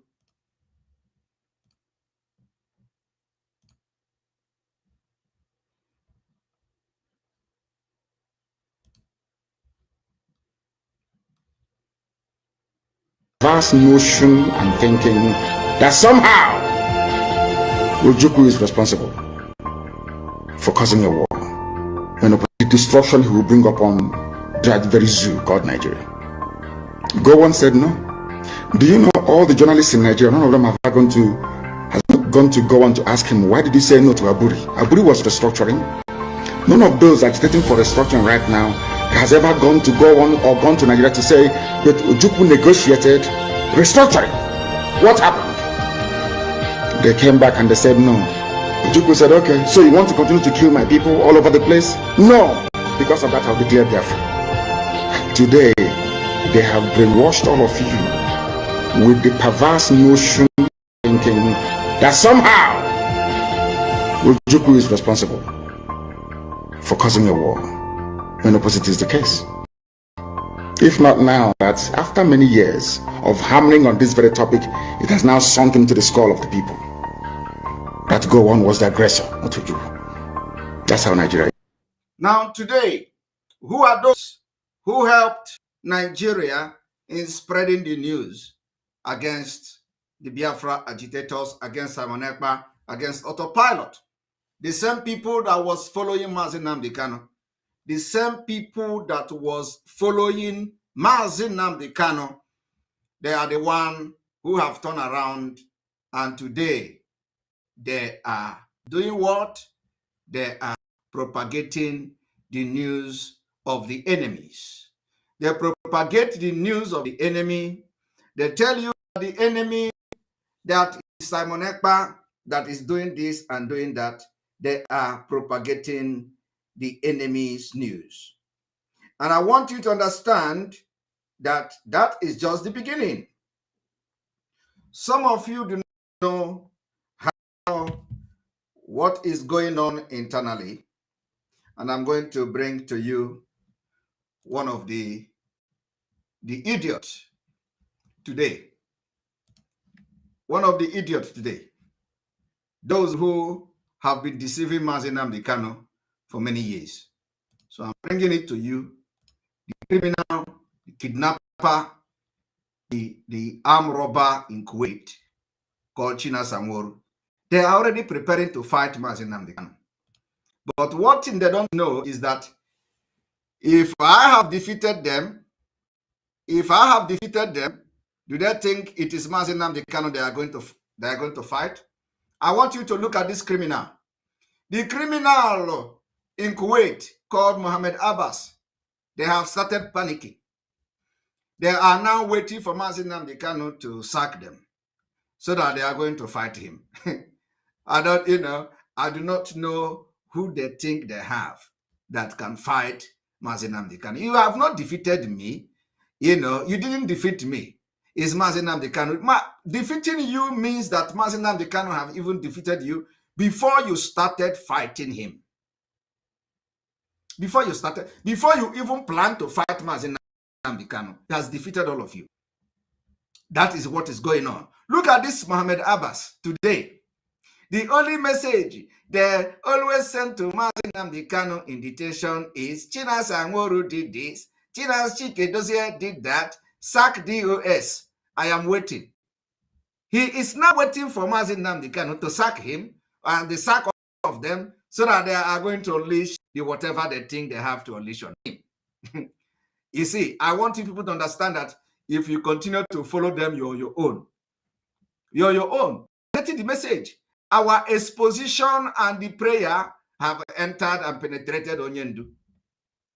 Onyendu don't need to come out. What is happening? He's seeing it there. Before they are telling you Onyendu will come out and they will. Now they are not waiting for Onyendu to come out too. They are already preparing how they are waiting for him to sack them. People that we have actually expelled. We have sacked them.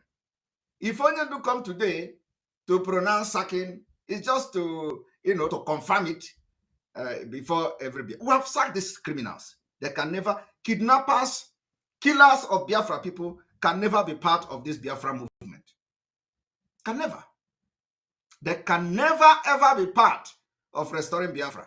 We will treat their fuck up when Biafra come. Shebi that they buy a gun, they give people, they buy population, they kill kings in our land. They kill Igwe. You see how the one they call Ejima confessed.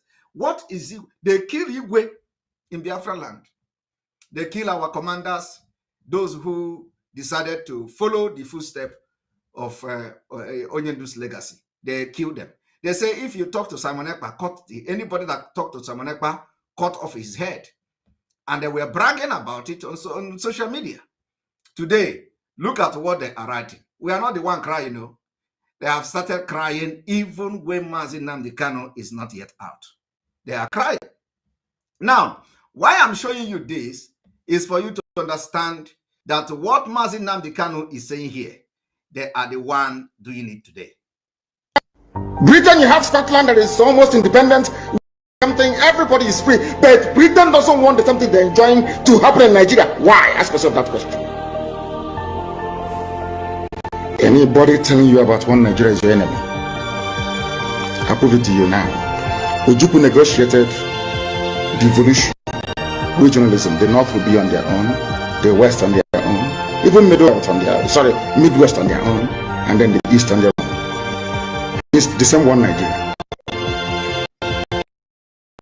On their way to the airport, they boarded the aircraft. A call came from Lagos, from the British High Commissioner in Lagos, to telling after signed the agreement. That same Gowon you're looking at today, God kept me alive so that he can witness the destruction he will bring upon that very zoo called Nigeria.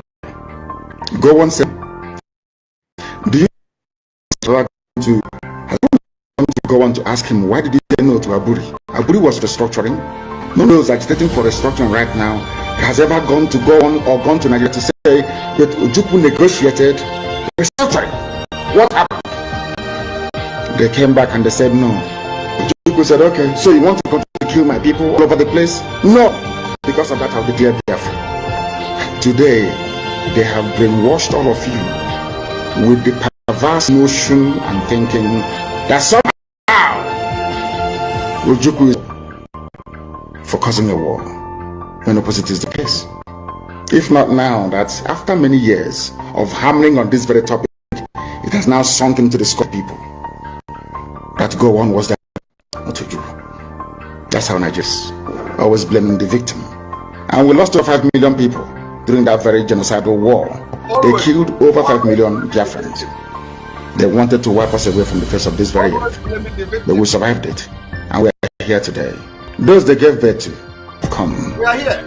And this time with a wrath that you cannot even begin to I imagine. am telling you, they can't stand us. And Biafra must Stand us this year. We are here. Those people that you killed their parents, murdered them, killed them with starvation. We are here. We are here for a revenge, not just fighting for freedom. We will fight the freedom this year, and we are revenging. We are here for a revenge. I want you all to listen because I'm going to do something very spectacular this evening. Listen to Adeboye.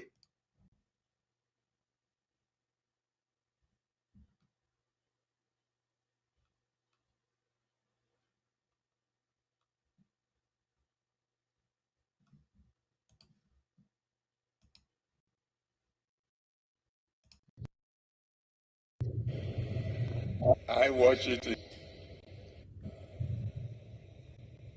If human beings promote you, oh, I should say this.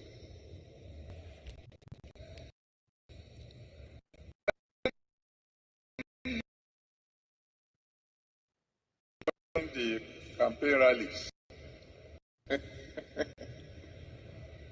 and the news. I noticed that two different people do their campaign simultaneously in a town. Have you noticed? You don't know why.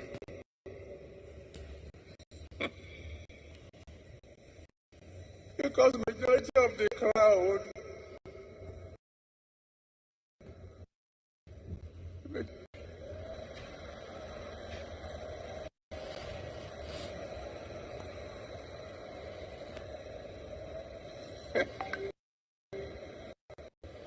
so I pay, you gather. After I've gone, another man comes, he pays, you gather. That is the country some people are planning to preserve. Country where the politicians will come.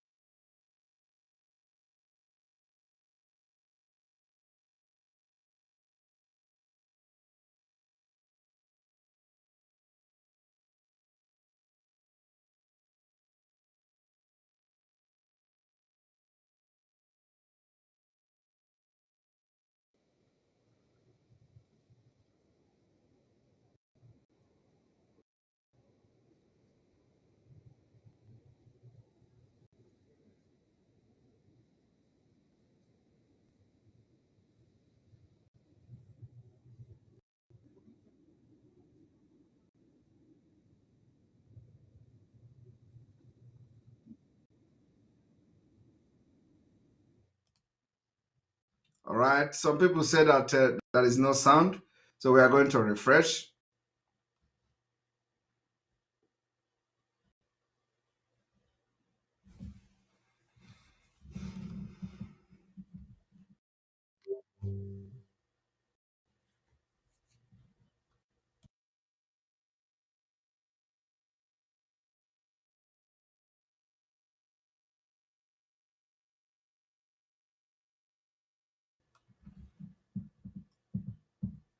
All right. We are here, and I think it has to do with a lot of, a lot of hooking up here, but I think we are good to go. So you just hear that. What I wanted to show you is just that there is, the political parties, the higher crowd. This crowd, this one will come, campaign and go. And another one will come, hire the people and campaign and go. That's what I wanted to show you from there. But that is not why I am here. I am laying a background today, and I'm here to say Tinubu, Shetima, and APC is responsible for the killings in Nigeria. They are responsible for the killings in the Southeast. They are responsible for the killings in the South-South.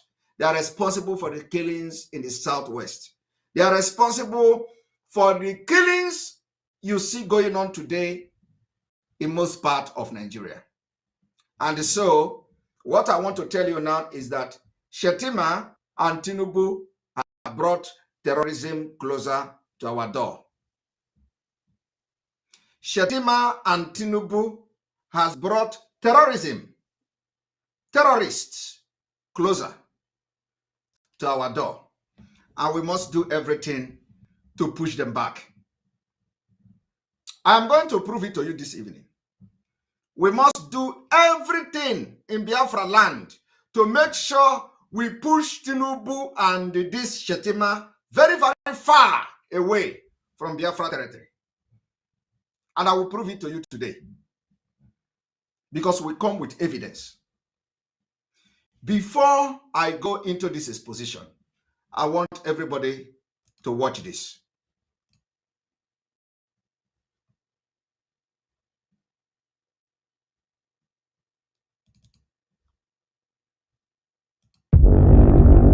Killing is becoming norm in Nigeria under your watch, Mr. President. If he wants to deliver, may the Almighty help him. But if he don't want to deliver, may the Almighty deal with him. The President of the Federal Republic of Nigeria, you have failed us. Our community leaders failed. Our politicians failed.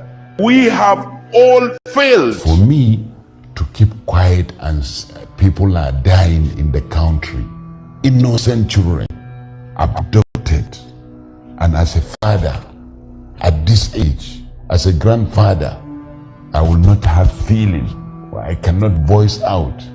What is the essence of living there? My mind fights for that. No going back. The life and properties of Nigerians is above all. I didn't say any word under duress.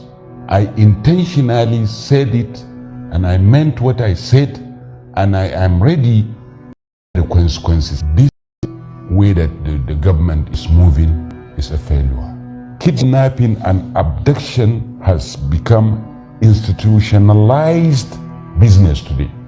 All the gadgets of this world, with all the technology of this world, people are using phone. Understand my agony. People are using phone to communicate that your beloved ones are with us. If you want, pay us this money. And we have government that has Ministry of Communication, that has Ministry of Information, that has everything, but cannot track that phone. If I die now, I am trying to provide life for other people who are dying unjust in Nigeria. All the elites of this country have failed. All the politicians have failed. We have to come back to the drawing board. If there is no issue of failure, what brought back the agitation of Biafra? Because we have failed. People share the same mind with me, but they are afraid. Some are emotionally inclined to their religion. Some are emotionally inclined to their tribe. That is why people kept quiet. Well, everybody now use Islam to say what he wants. So people can easily use Islam to say it is against the tenet of Islam to call a failure failure. Were they absent when Jonathan was criticized by Muslim clerics? Gradually, I learned that the problem we have in this country that is going to consume all of us if we are not is extremism. The best option in dealing with bandits, banditry, Boko Haram, whatever, is to crush them. Well, I think it is impossible to Islamize Nigeria or to Christianize Nigeria. Sharia is something that we have to sit down and look into it critically in Nigeria, especially we the Muslims. The Sharia move claimed some innocent lives in Nigeria.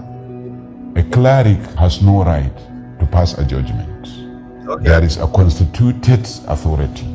This is not my first time of saying something against killing and kidnapping. All right. I said it more than this during the last administration and even during this administration.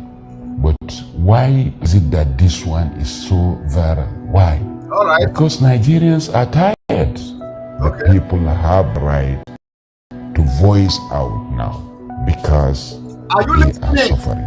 Yes. About 7 villages that can't afford to eat 3 times gathered money, pay the bandits. If they didn't on Saturday, their villages will be set ablaze. We are in democratic era. The most important component of democracy is freedom. People are ready to kill anybody who said that Buhari cannot deliver. The post-election violence of 2011 is an affirmation, is a proof to that. If somebody killed me because of this, my blood will write a history. That because of humanity I was killed. Someone must sacrifice for this country. And this is the sacrifice I can do for this country.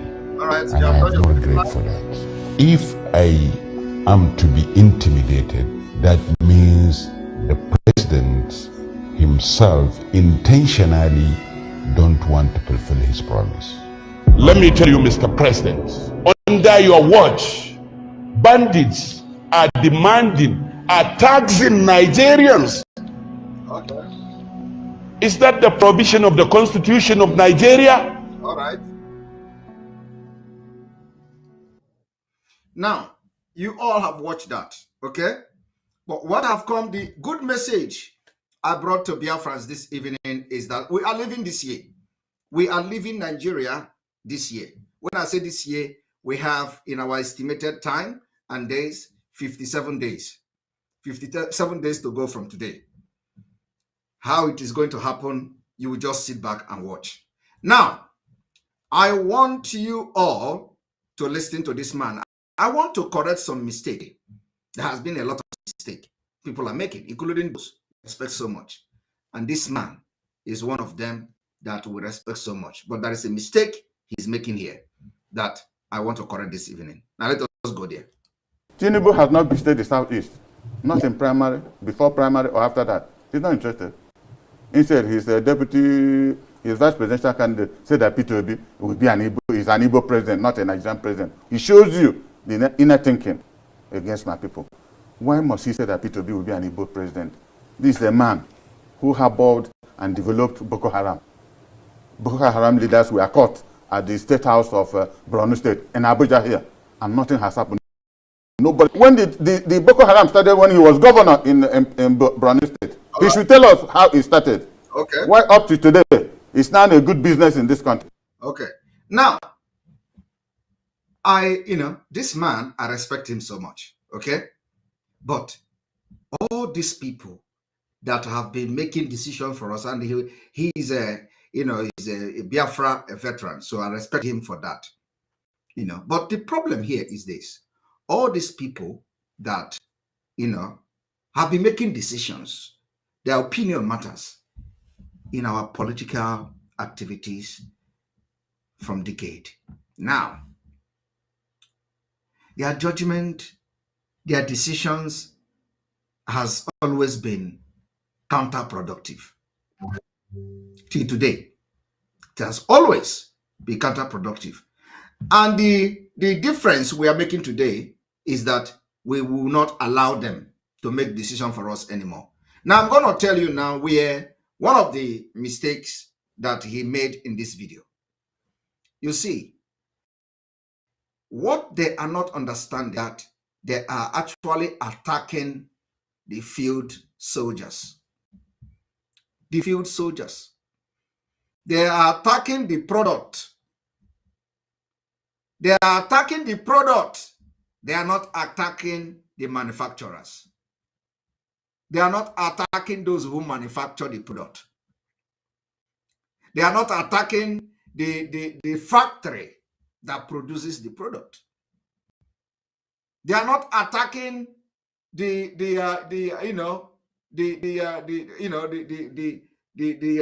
materials that they use to produce the product. They are not uprooting it from the root. He said Shetima is that Boko Haram were arrested from Shetima's house when he was the governor. He should come and tell them. He went further to say Tinubu has not visited the southeast and all that. You see, he is more concerned about product. He is more concerned about Tinubu. He is more concerned about Shetima. But he is not treating the thing that produced Shetima. He is not treating the thing that produced Tinubu. The thing that produced Tinubu and Shetima has produced thousands of Shetima and Tinubu. And they have occupied sensitive positions in it. So he is only attacking a product that he can easily identify because they are on the center stage. He is not attacking the other product that actually have more vital, occupy more vital position now at this point, and also the system that produced them. So there is no way he can fight Tinubu and fight Shetima and he think he has something. No, that is the problem.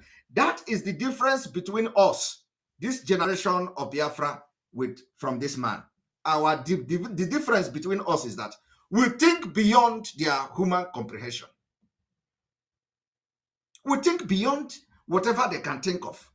We go deep to the root of the problem and solve it from there.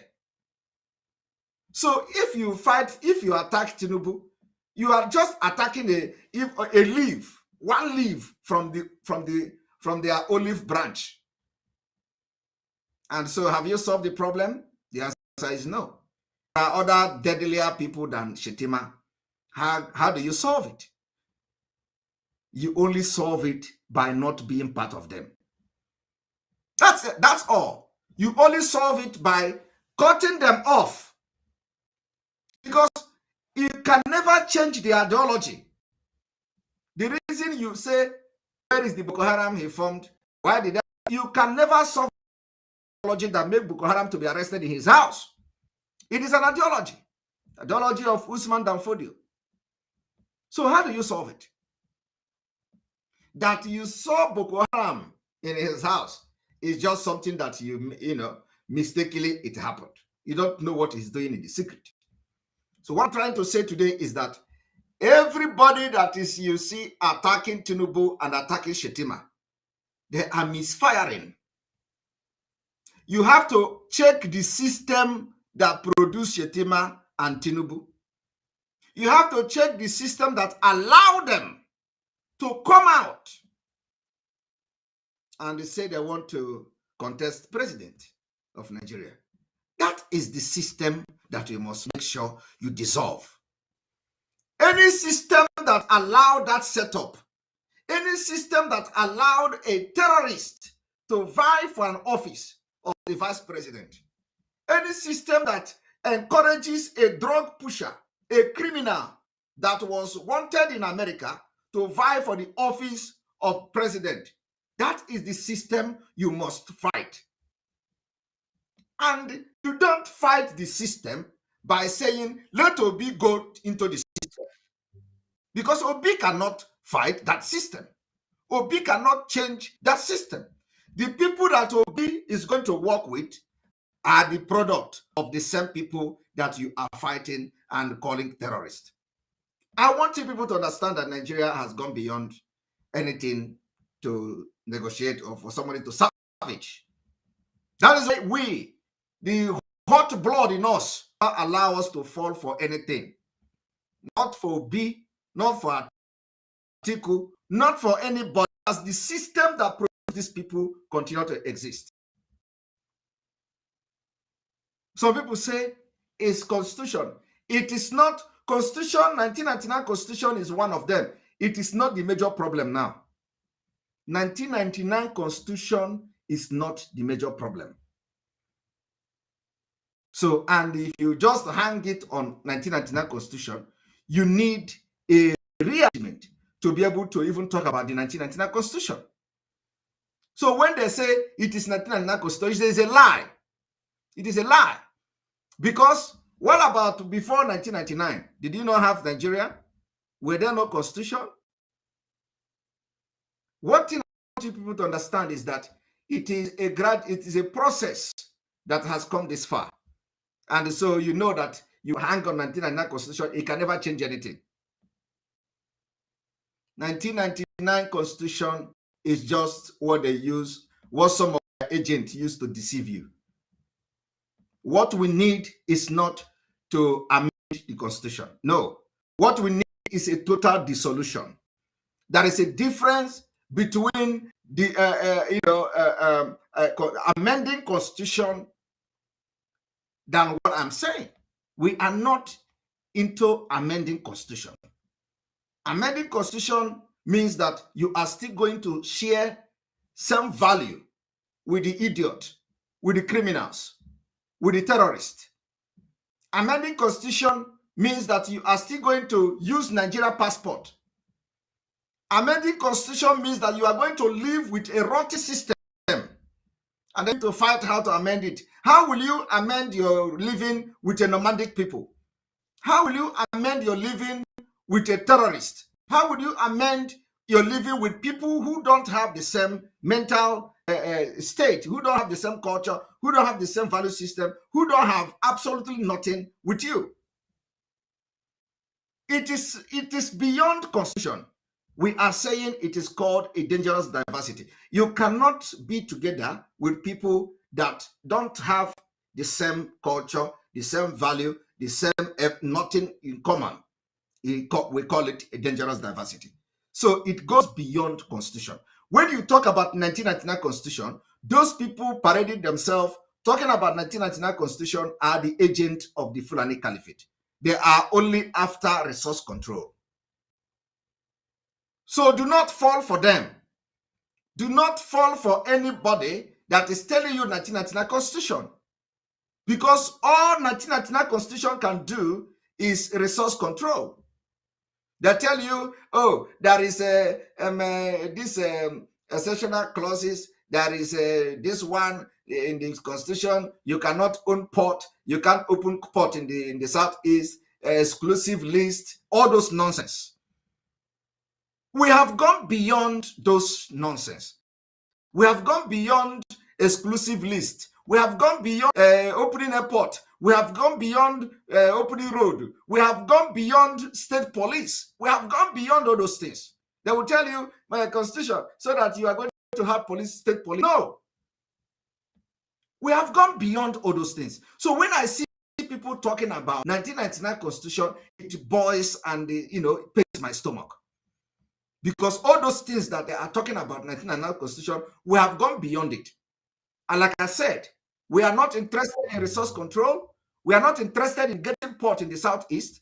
We are not interested in building airport. We are not interested in state police. We are not interested in state police. State police within Nigeria system cannot solve the Nigeria problem.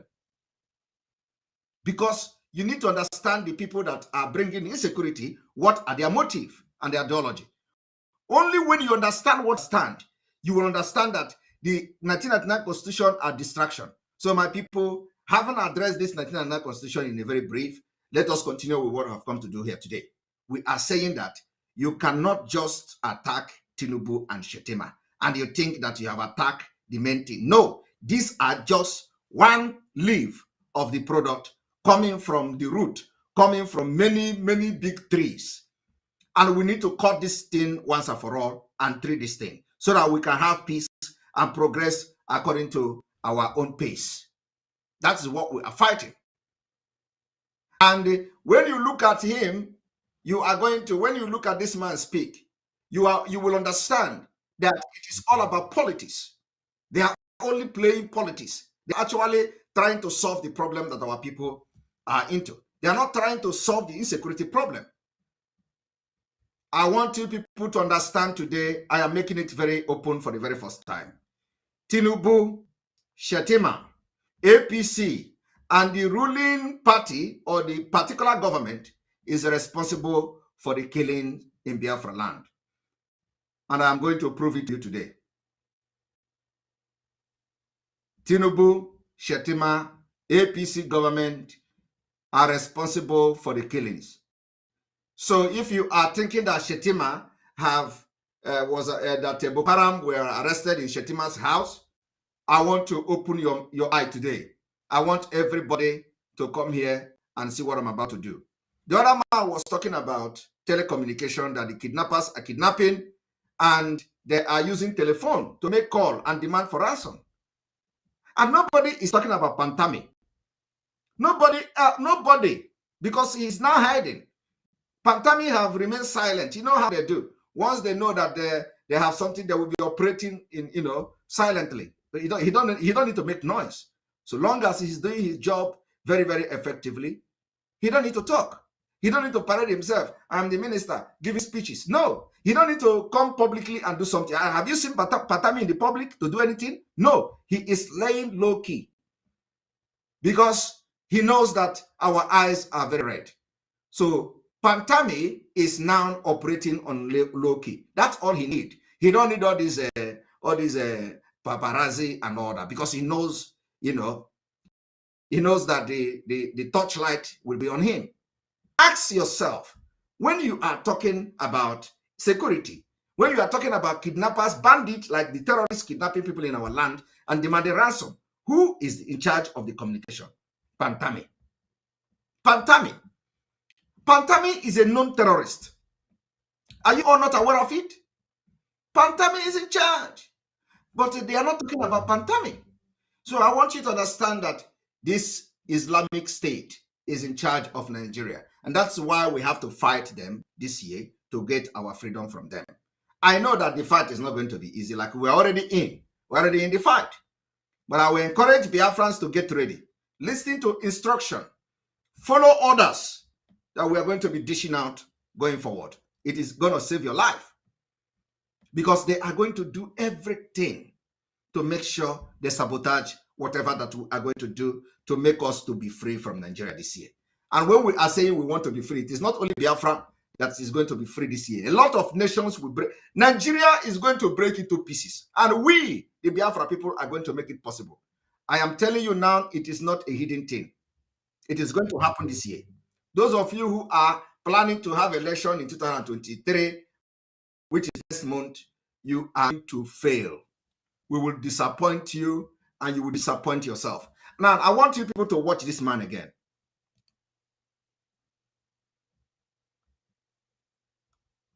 Tinubu has not visited the Southeast, not in primary, before primary or after that. He's not interested.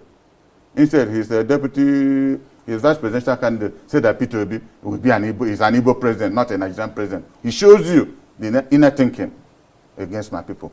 Why must he say that Peter Obi will be an Igbo president? This is a man who harbored and developed Boko Haram. It is not him. It is not just him. You see, this is what I want these people to know. It's not him. It is Nigeria. It is the system that is sponsoring them. It is the system, the federal government of Nigeria. It is the police. It is the army. It is the judiciary. It is the legislative arm of the government. It is the executive.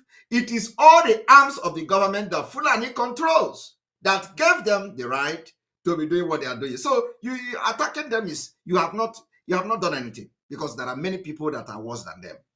So I want this man, when you make such comment, you do not just say Shetima or Tinubu. No, you say Nigeria. That is what Nigeria does to my people. Because how can a system support that? How can a system allow such people to come out to vie for the highest office in the nation? So it is the system. So you cannot call Tinubu, you cannot call Shetima without mentioning Nigeria is aiding them and abetting this criminality.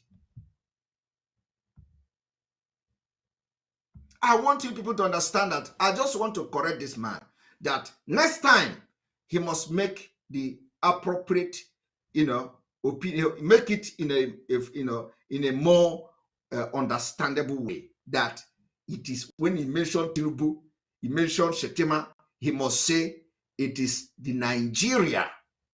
That is what Nigeria does to my people. So that we will understand that we are not fighting just Tinubu. So that we will understand that it is not just about Shetima. So that him who may be supporting Obi or supporting Atiku will also understand that there is no road in that place where he's going. And that the only solution so that he will not come to AIT to complain like this is to get your freedom and begin to govern yourself the way that everybody will understand. So that because you love good life, you love freedom, you love to make money, you love to, so that you can now begin to develop your own policy that it will favor your people to make money. Because that is what you want to do. You want to live good life. You can't live good life with a nomadic people. You can't live a good life when you have Fulanis controlling. And when you talk, they tell you, oh, are people not doing fine? All the people doing fine in Nigeria are all criminals. 90% of people doing fine in Nigeria are criminals. When I say criminal, I mean criminals. They are all, they are into illegal businesses. They are into bribery and corruption. You can never do well in Nigeria. I am telling you, it does not matter. If you are in Nigeria and doing well, you are into bribery and corruption.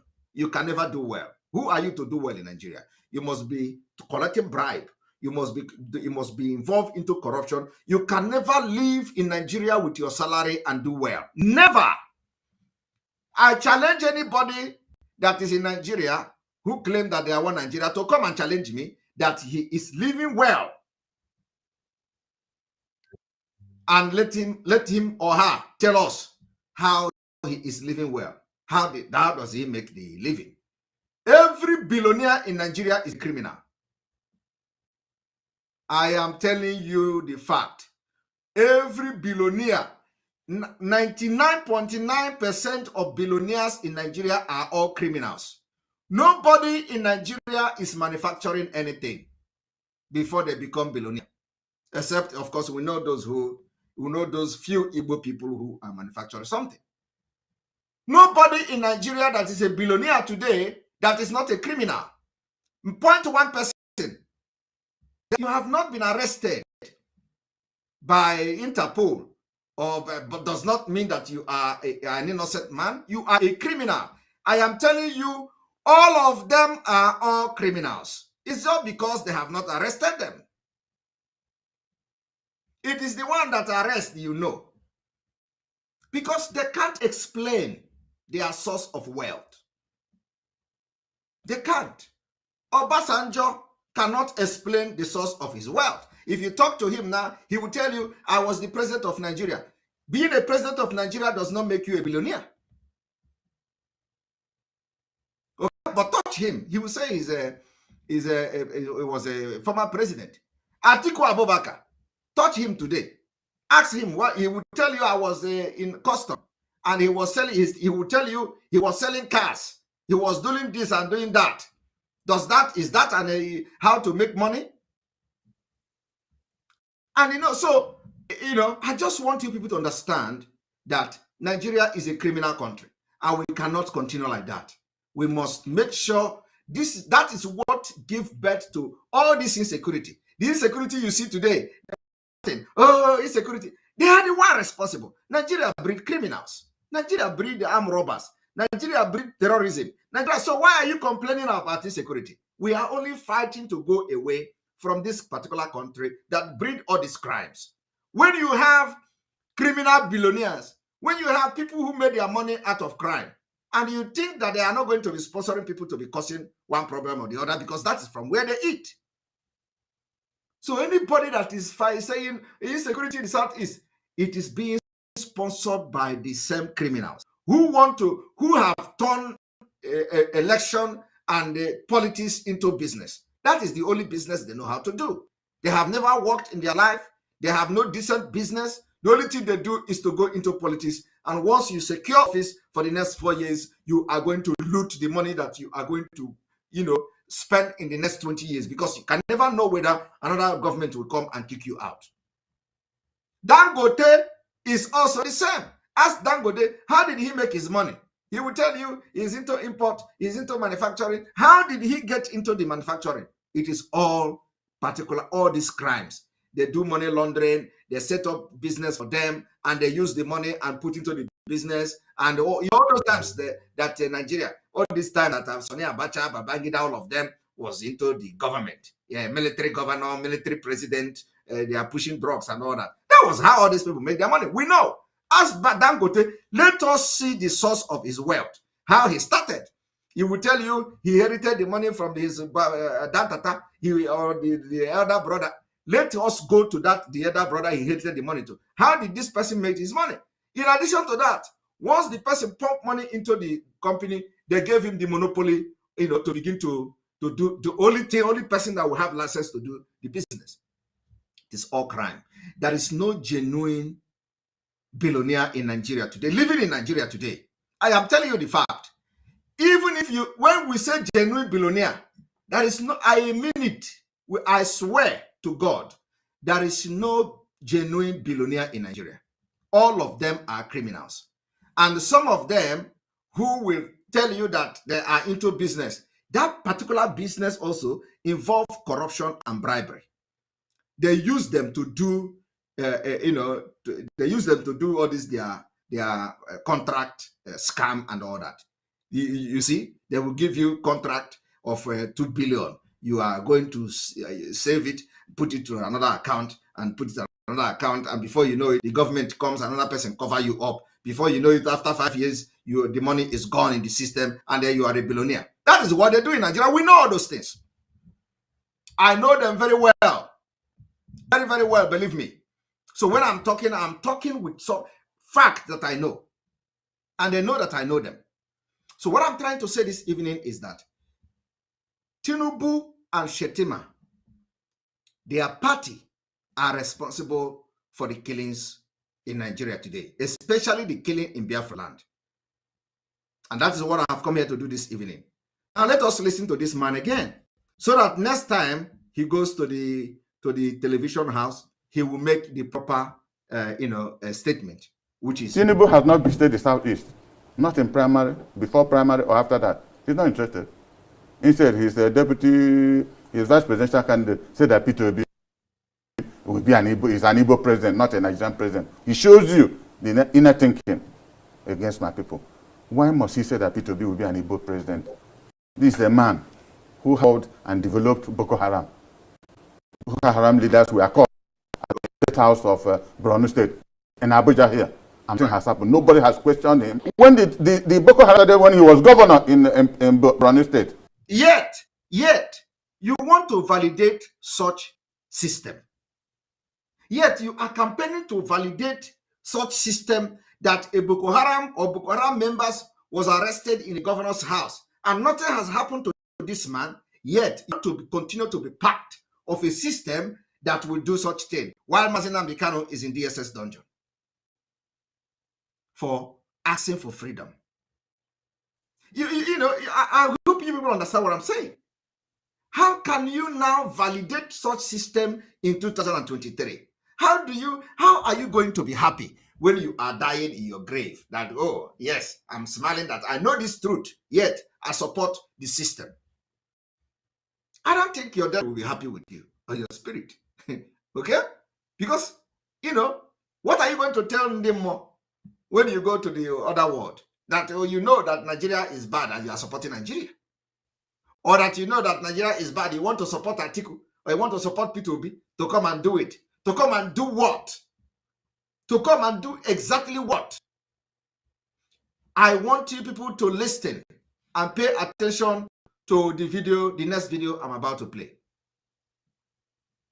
But let us allow this one to roll for the last time.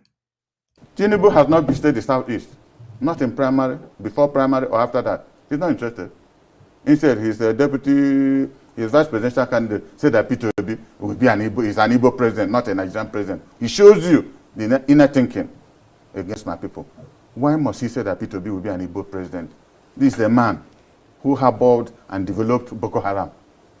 Boko Haram leaders were caught at the State House of Borno State in Abuja here, and nobody has questioned him. When did the Boko Haram started? When he was governor in Borno State. He should tell us how it started.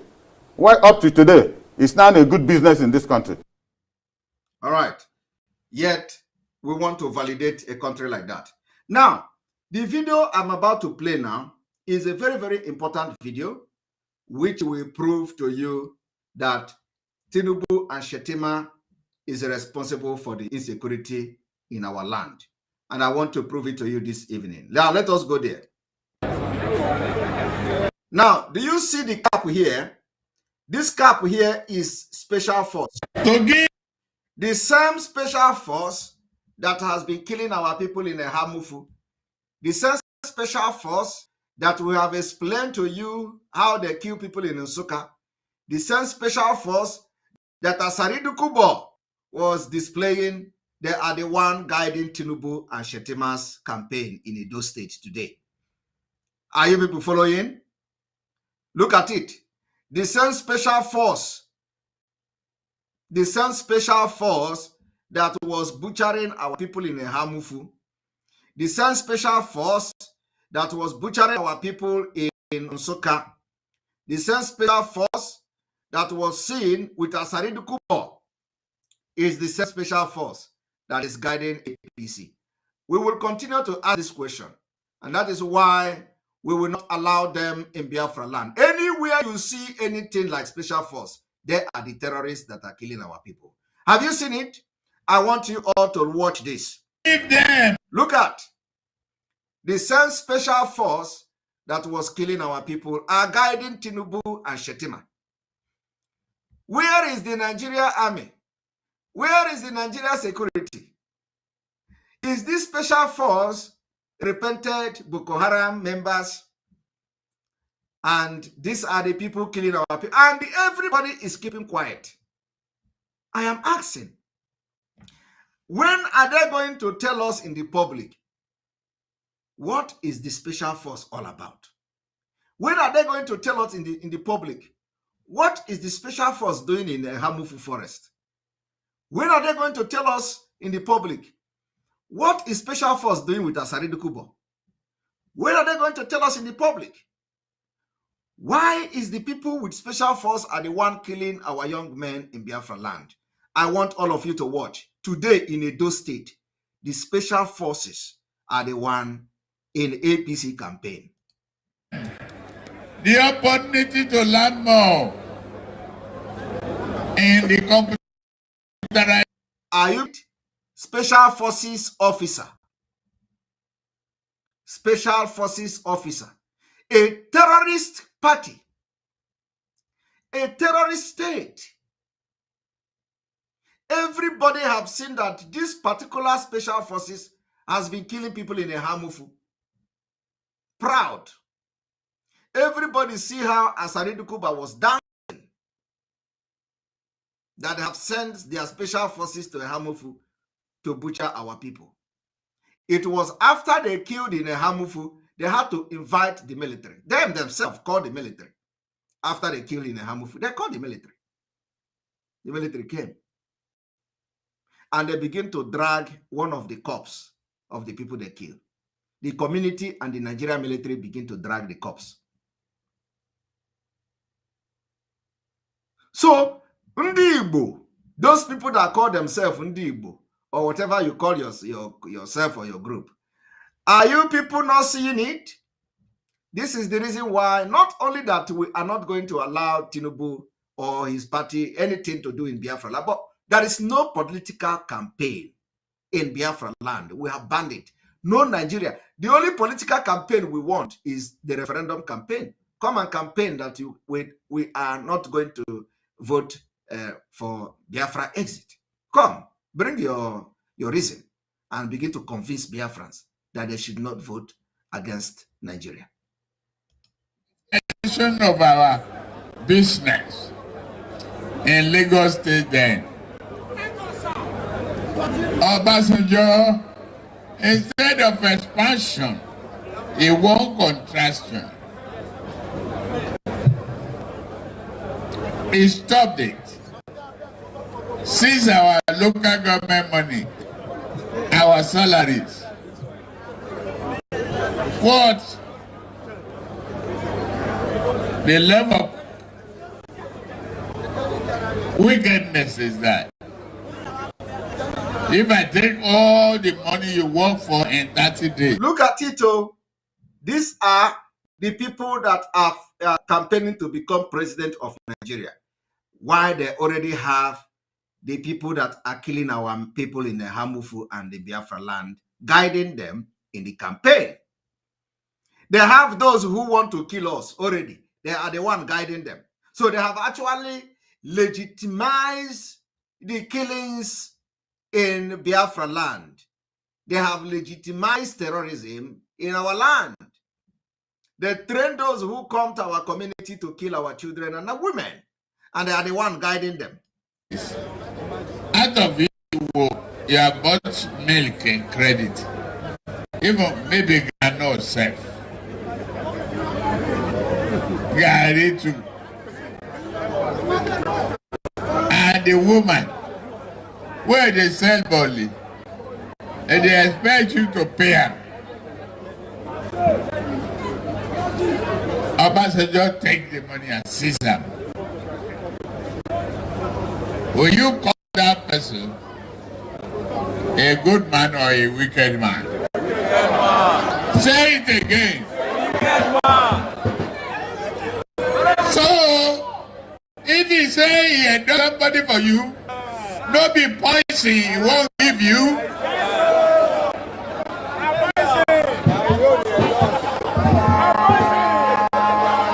That one I put for Abric for that. Are you people seeing it? These are terrorists guiding those who want to become president of Nigeria.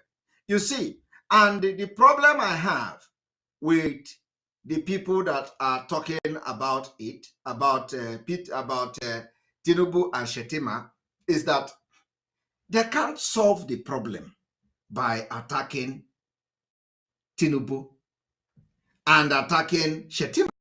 The problem itself is the Nigeria itself that is giving them the platform and opportunity to be vying for the office of president. Such system is a rotten one. Such system has failed. Such system is not a system you can hope to become something and change anything. You see the reason why we are going to do everything that to make sure that Nigeria is not validated in Biafra territory this year. Because this particular problem, you can never solve it.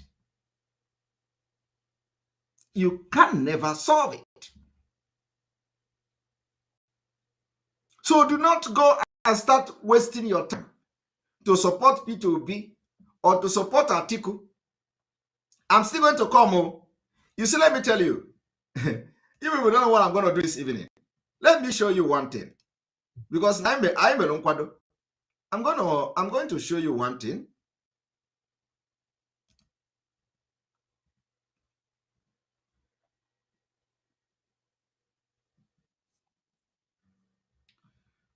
Now, you have seen the special force. I've been able to show you.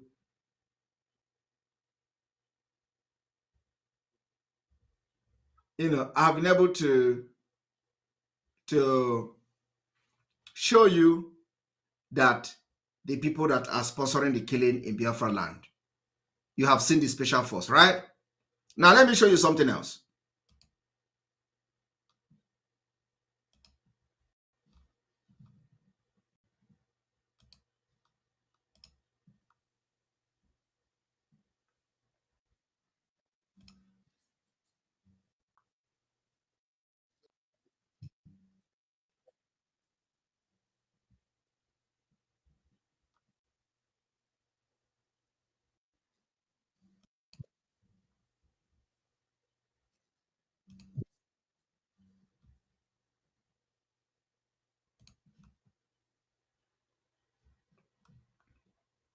Now, I want everybody to listen to this man.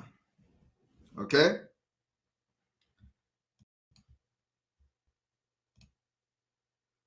I want everyone to listen to this man.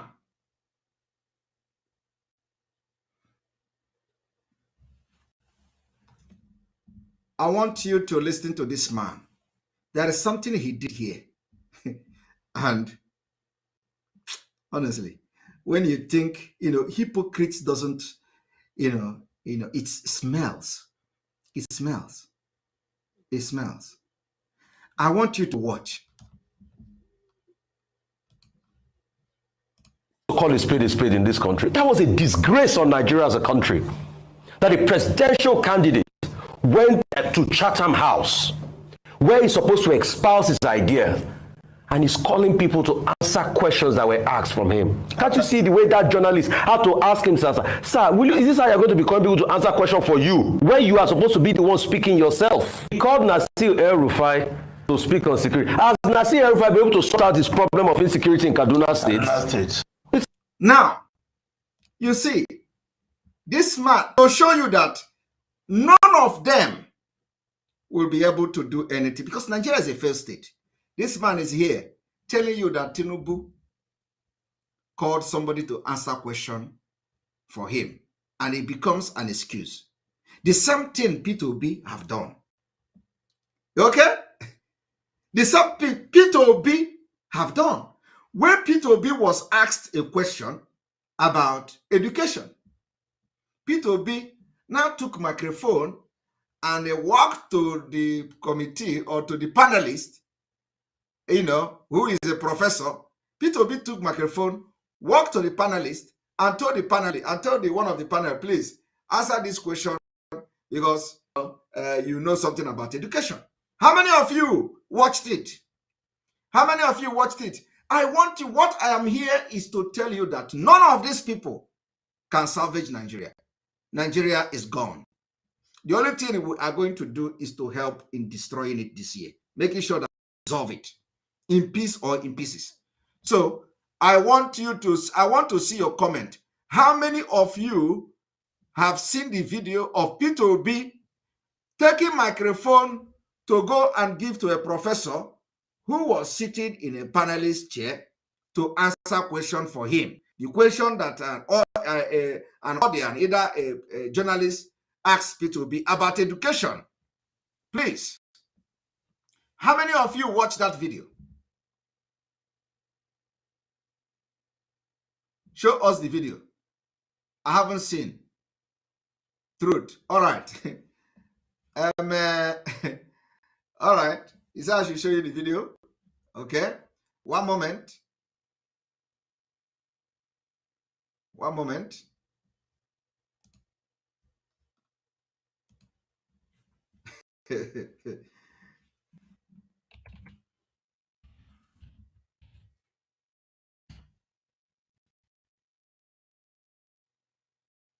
Somebody say, I have not seen it.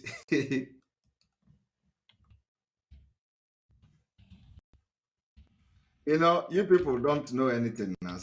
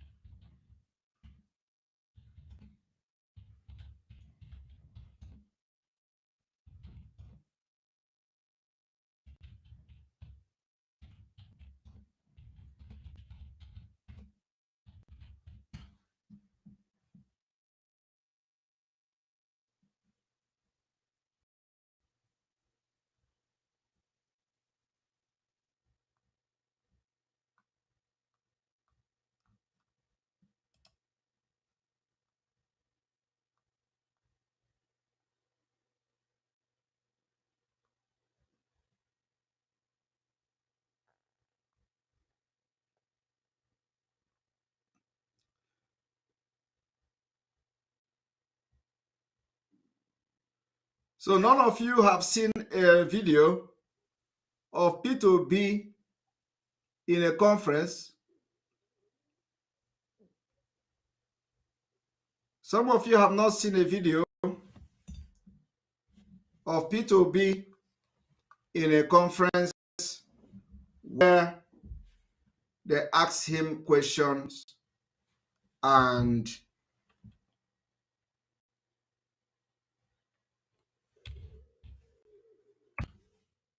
they asked him question and he took the question to somebody. He took microphone to somebody to answer the question. Our media, our media, our media, our media. We need it.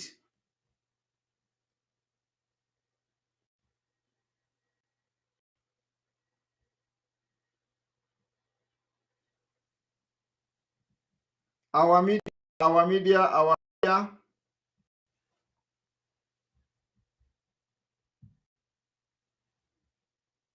Our media, our media, our media.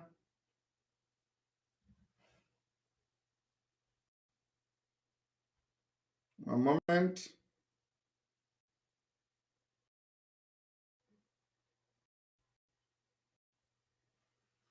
Because our own is we they do it a show. Our media, we need P2B's video where he presented microphone to somebody to answer the question that was presented to him.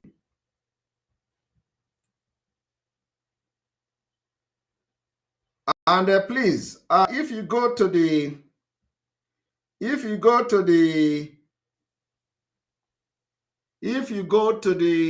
what is the name of this guy, this Calabar man? What is the name? What is the name of this one, of their spokesperson before? What is the name of this guy? What is the name of the spokesperson of their party spokesperson before? What is the name? What is the name of the party spokesperson? So that I will check the distance from the Twitter, because I know it is there. Somebody said no. What is the What is the name of this Akwa Ibom man? No. What is the name of this APC man, APC spokesperson? What is the name? No. APC. From Akwa Ibom, the one who called himself human rights lawyer or something. What is the name again? No. Keyamo. Okay. Keyamo, yes. Keyamo. I think Keyamo. Estes. because I know he has something like that. Yes, here we go. Let us check this Keyamo. Let us check the Keyamo.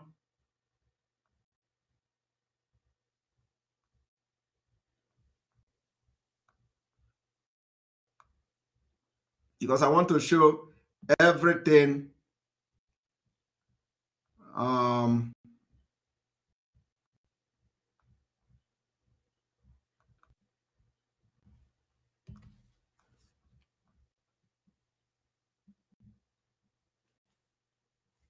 No, I must get this video. Very important. Very. I didn't know that I'm going to talk about it.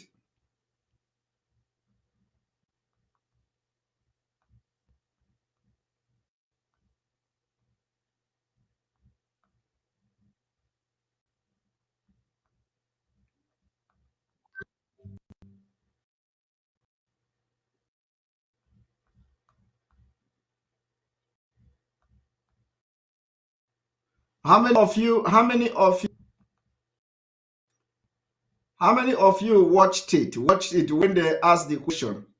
This video, the video that P2B, I sent this video link to you before, where P2B was asked a question and he took the microphone to give somebody to answer the question. It was on education. You remember? I need it now, immediately. Okay, I think here, I have seen it. Wait. All right, here we go, my fellow Biafrans. Now, I think it is here. Wait. All right. You see, thank you. Our own is in the show. Let me show people. Let me show you people. You know, I just want to show you that. No, you see, in this election, it is not to happen in Biafra. We can't fall for the scam. We can't fall for the scam.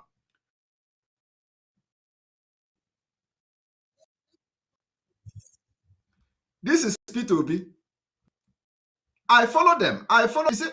You see, if you are fighting for freedom, you must be very, very concerned with everything, you know, to have answers to anything that comes your way. I want you to watch P2B.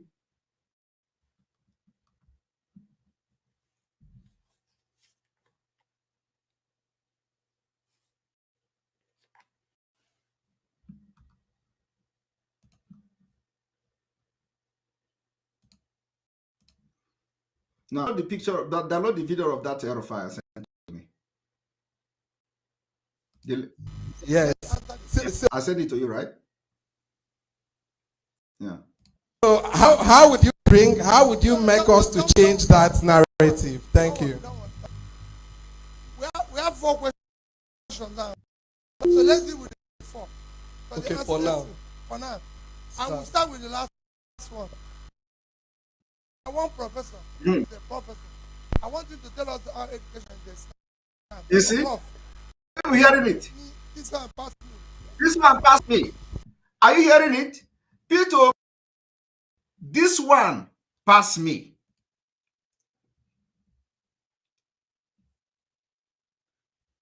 Do we have problem with the microphone?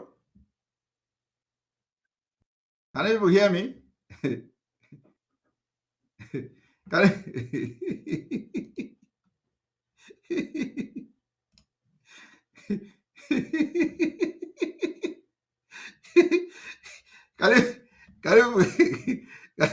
you hear me?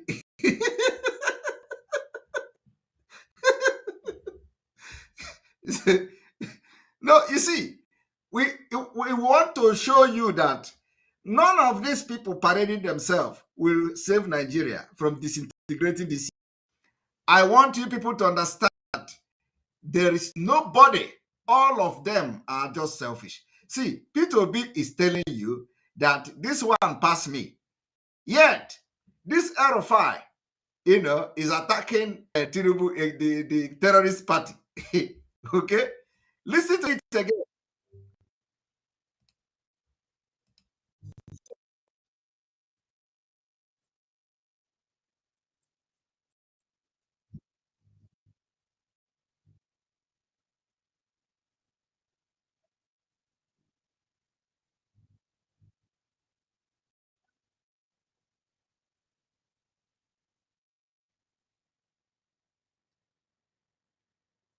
Okay.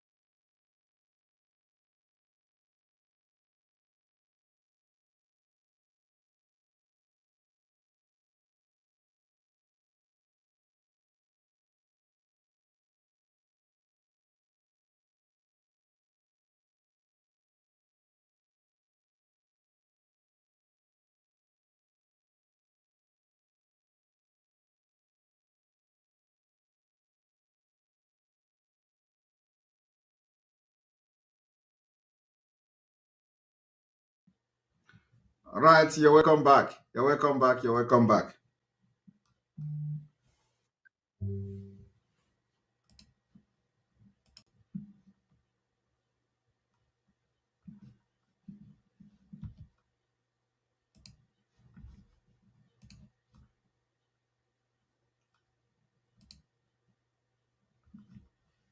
Listen to your B.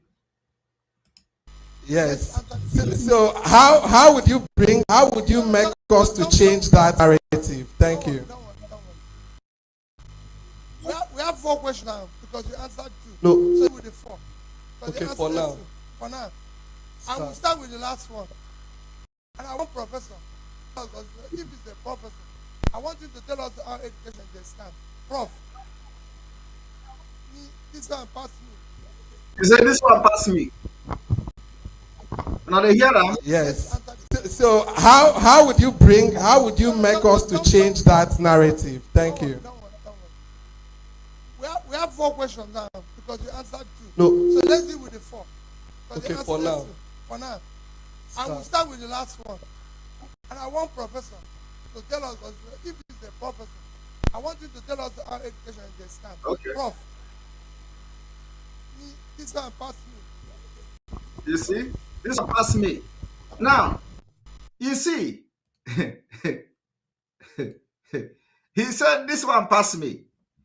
The same way Nigeria pass him, the same way Nigeria pass Tinubu, the same way Nigeria pass Atiku, that is the same way Nigeria pass of them. Everything that can make them, and they know it. Now, this one that called himself El-Rufai also did not talk about P2B, who also have admitted Nigeria problem past him. Because what you see here is that when they say this one pass me, means that they don't know it. Means that Nigeria problem passed them. Now, watch this one. It's time for us to call a spade this country. That was a disgrace on Nigeria as a country. Okay. That a presidential candidate went to Chatham House, where he's supposed to espouse his idea, and he's calling people to answer questions that were asked from him. Can't you see the way that journalist had to ask him, sir, is this how you're going to be calling people to answer questions for you, when you are supposed to be the one speaking yourself? He called Nasir El-Rufai to speak on security. Has Nasir El-Rufai been able to sort out this problem of insecurity in Kaduna State? It's time for us to call a spade in this country. That was disgrace on Nigeria as a country. Okay. That a presidential candidate went to Chatham House, to espouse his, and he's calling people to answer questions that were asked from him. Can't you see the way that journalist had to ask him, sir, is this how you're going to be calling people to answer questions for you? You are supposed to be the one speaking yourself. He called Nasir El-Rufai to speak on security. Has Nasir El-Rufai been able to sort out this problem of insecurity in Kaduna State? Have you seen it? And when we are trying to tell the people that, it is not attacking the people. It is not by attacking the P2B. It is not by attacking Atiku. It is not by attack, but the thing, the entity that produced them. The thing that made them to come out and start flying and trying to answer questions that they don't have solution to. The entity that validated them, the country that made them to come out to begin to vie for office of the president. That is the problem, not them. They are the product of a very bad country. They are the product of a failed country. And you can't continue to patch something that has failed when the people who want to say they want to, do something cannot answer question, ordinary question. You see the reason why Biafra is different. As I am now fighting for Biafra, just for fighting for Biafra, just ordinary freedom fight that I am. As a spokesperson of Biafra, there is nothing you can present to me. There is no question you are going to ask me today. Both the one that concern Biafra, one that concern Nigeria. Both how the policy will be, even if it is not going to be the exact thing.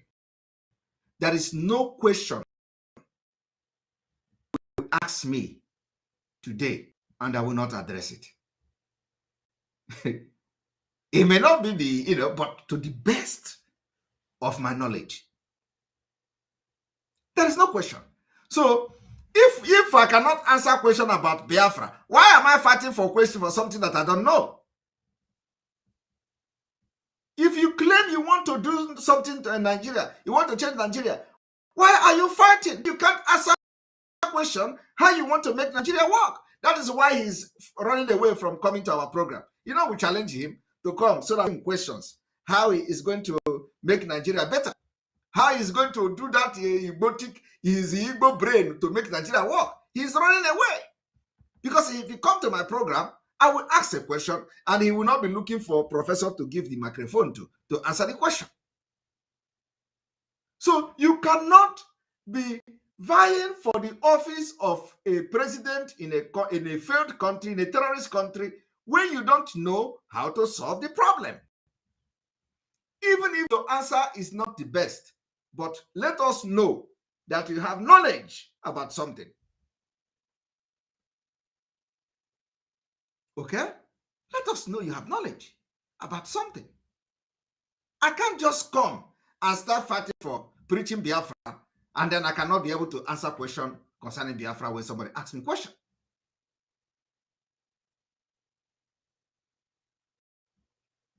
It means that I am a mumu. So what it means is that all the people that claim they are Nigeria, they are fighting for Nigeria, have nothing to offer. Nigeria is a failed state. They can't solve the problem. They can't solve nothing. They have nothing upstairs from Obi to Tinubu to Atiku. These are people that are just bunch of nonsense people that only want to continue to enrich themselves and enrich their colleagues and their friends. Nothing else.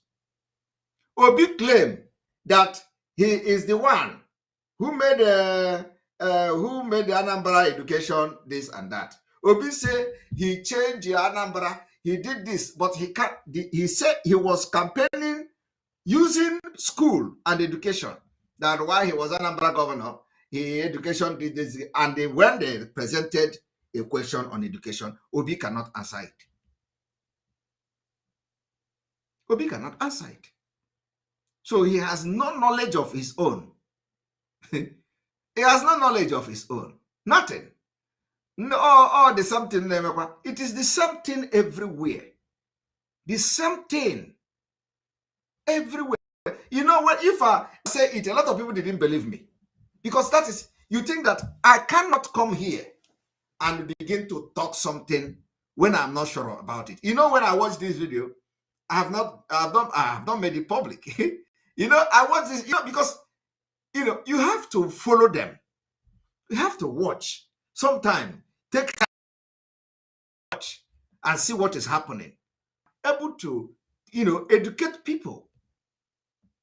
If I say, even though I'm not following everything they are doing, but there are the one that caught my attention. I watch it.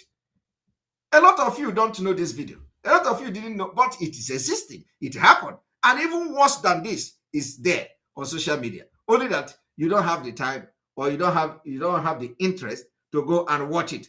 Worse than this is there for Obi and all of them. But if, for example, that I did not find this video now, a lot of people will say, blackmail is a blackmail. Is not true. Obi can never do that. The only thing Obi is doing is to cram. I told you people, cramming GDP, cramming percentage that doesn't exist, cramming the percentage of poor people that does not exist, because everything Obi is saying are all lies. Oh, there is no data anywhere. Now Obi will tell you 85% of people in this place is having malaria. 25% of the children there, they are having epilepsy. 85% of children, they are out of poverty. The school in Anambra have 82%. All this thing, percent. There is no proof to what Obi is saying. I am telling you, what I'm saying is fact. There is no data anywhere. Obi is just another 419 head. You know, the only thing he knows is GDP. Once you ask any reasonable question that has to do with governance, he doesn't know it.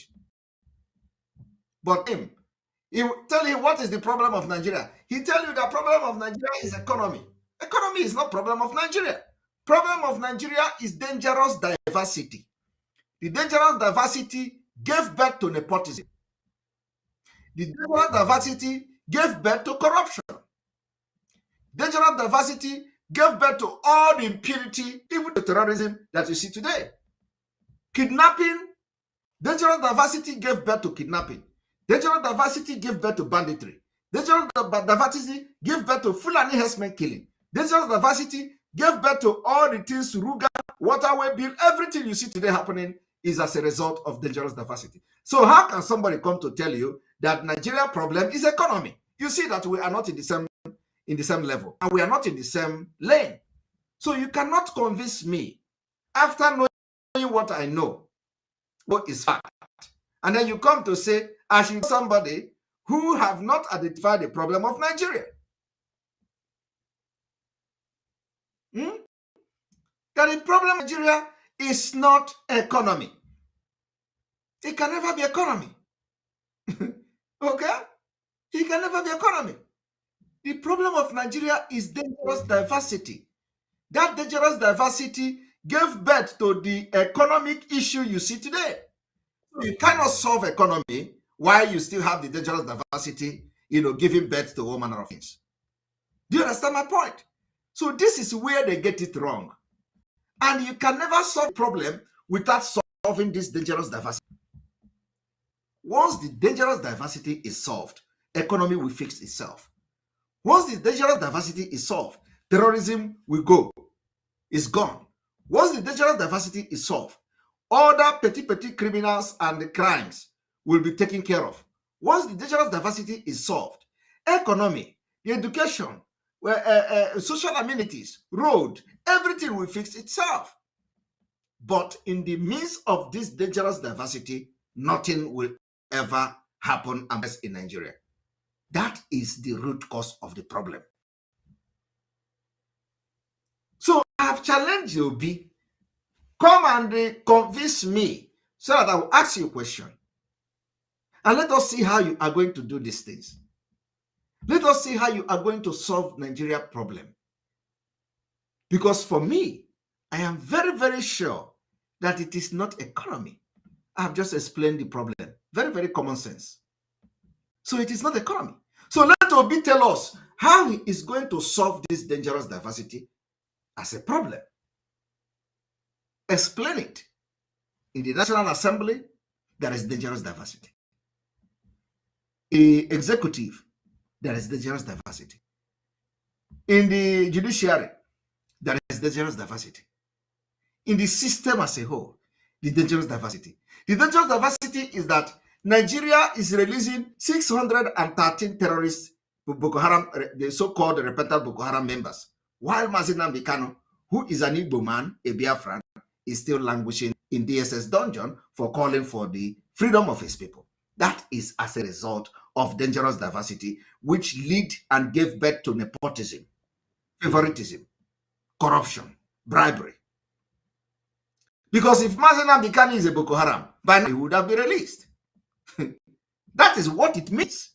But because the Boko Haram brothers and sisters are in Asorok, the Boko Haram brothers and sisters are in charge of DSS, the Boko Haram brothers and sisters are in charge of the police and the army.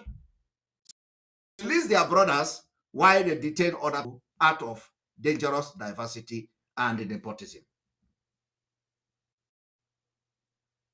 So if there is any, you see, what I have just said now is the simple way to explain Nigeria problem. And the only solution is the disintegration. Disintegrate this diversity so that people can go and develop on their own way and progress. So that peace, lasting peace, can return to that region. That's all. That's what we ask for. We are asking for peace. But in the process of getting peace, you must prepare for war. And we are preparing for that war this year. So I want you people to understand that it is a problem. Peter gave mic to another person to answer question. We are going to, let's see, Telegram.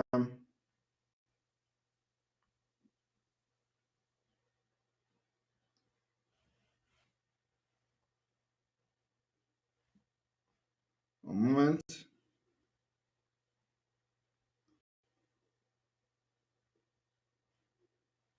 Now, you know, our own is a pop and play. We are going to do practical now. Practical. That's why we are very, very different.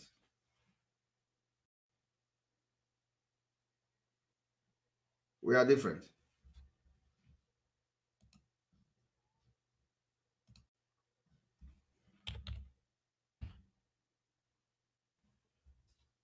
I want everyone to watch. We are going to bring all of them to the we are going to bring all of them to the screen so that let us watch it together. That is the time it is going to make a lot of sense. Let us watch it together.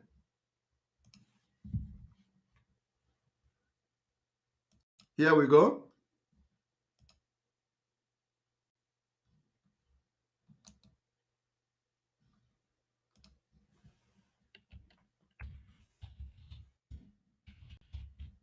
It will be failed to answer question.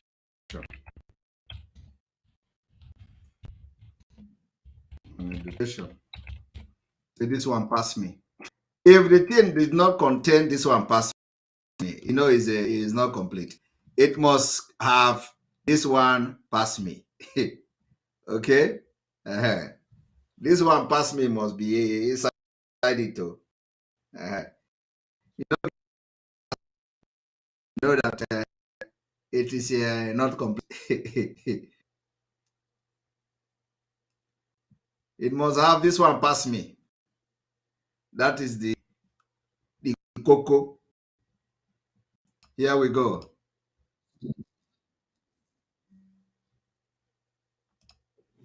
Here we go.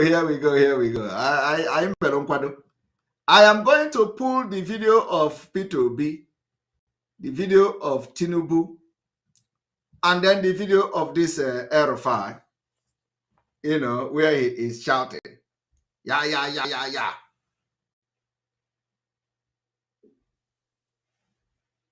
You know?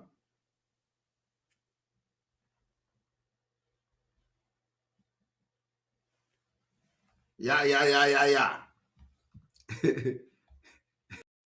Shout. You know, if you don't, you cannot just do this one and leave that one. Okay? So, you know, the thing is that for those who are hoping on this scammers, on this on these corrupt fraudstars, fraudster politicians, Obi, Atiku, and their terrorist Shetima and Tinubu. You are just you know, you are just wasting your time. We can't fall for this scam. We can't fall for it. I don't have the one. I need this video. I need this video. I need this video as well.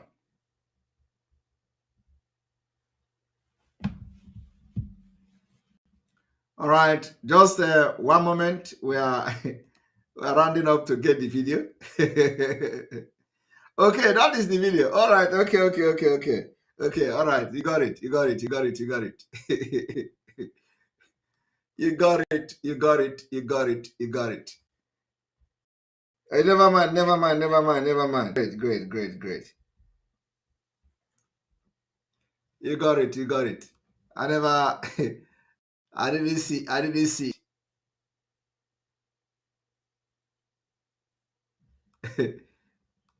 Somebody say.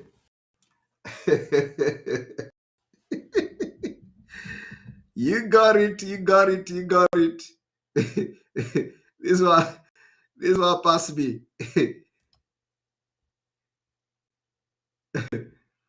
Obedient.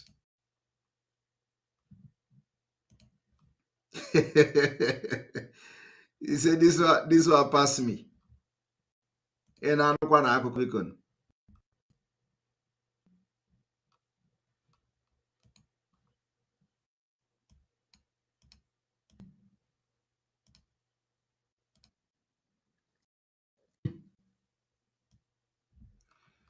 Now, I want everybody to watch. We are going to enjoy this thing today.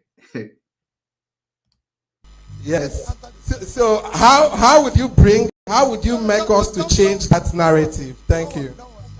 Don't worry. Everybody has because you answered two. No. So let's deal with the four. Don't worry. For now. Don't so worry. Let's start with the last one. Okay. And I want Professor. This one passed me. If it's a professor, I want you to tell us how it can stand. Okay. This one passed me.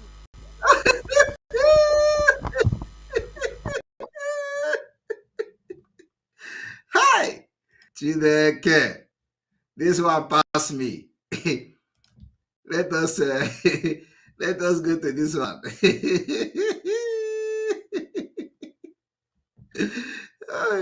Hello, man. They got in Nigeria, in state. Hello, watch this one. So what are your plans for youth, young people? If you would like to... Just take a moment to look at this picture. Imagine going for a job interview and you are... And this is being done by Obi idiot, Obi people. Thank you, God. They are explaining my practice. You see, look at them. They are principal out. You see, this is the people that most Dundee people, the most stupid, ignorant, and the foolish people. All this one Nigeria. Look at them. They are saying my practice on Tinubu. Meanwhile, Obi have done the worst. So what are your plans for youth, young people? If you would like to... Just take a moment to look at this picture. Imagine going for a job interview and you are being asked questions and you say you want to demonstrate that you are a team player. Therefore, you are assigning the questions to your brothers, sisters, your friends.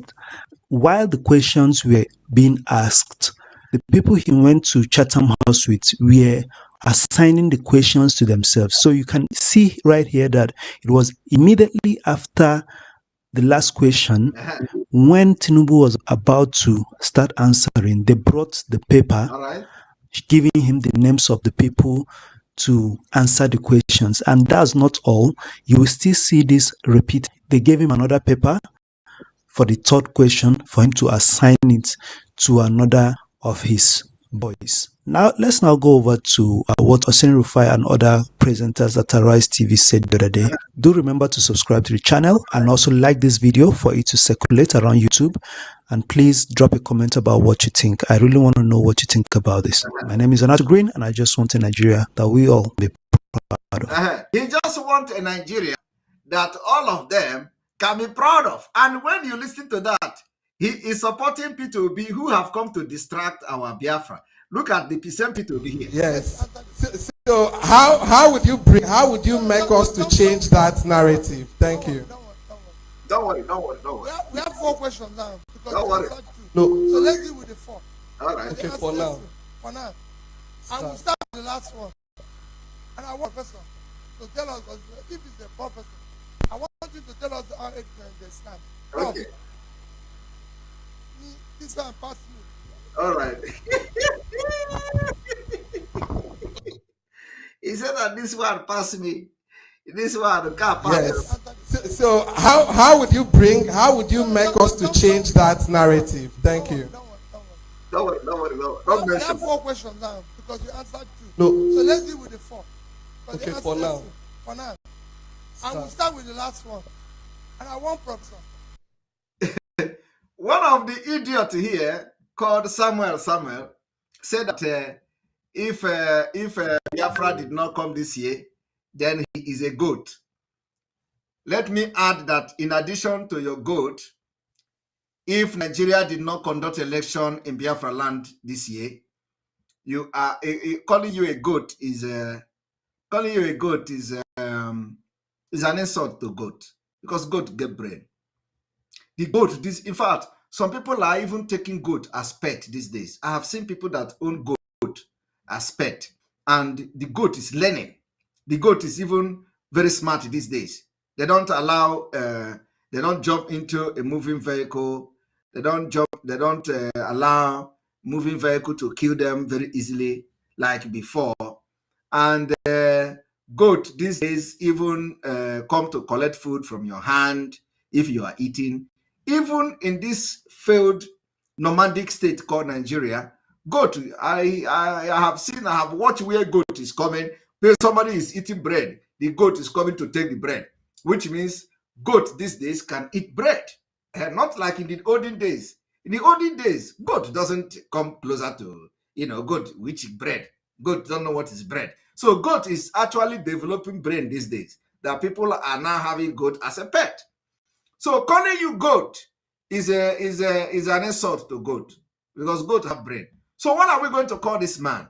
Because at the end of the day, our own what we want to do is that we must make sure that Nigeria do not conduct election in Biafra land. So the question is, what if Nigeria did not conduct election in Biafra land this year? I'm not talking about this year, just this coming month, which is February. What are you going to do? Oh, we call him Maggot. Maggot Nancy. Ọbọkwa Maggot nke na-anọ na ọbọkwa Maggot nke na-anọ n'ime anụ ma ọ bụ nke na-aba n'ahụ anụ ma onwe ka ihe si wee mee. No, Maggot nke na-anọ na nsị. I think this is a very good one, because maggot get level. There are different categories of maggot. So we have to define the maggot. Maggot nke na-anọ na Cindy village. Nke na-anọ na Soka in the village. Oh, able. Because maggot something happened to one of the ewu, and then maggot abanimia ona atanu ewu. About the maggot. Maggot nke give maggot na si abuki. Na Cindy Fulani ke na ano. So we are going to name him the maggot, or the one that stays in Cindy Abuki. I will leave na a mix in the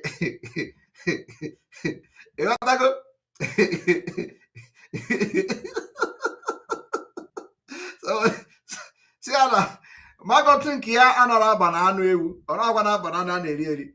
Maggot nke ya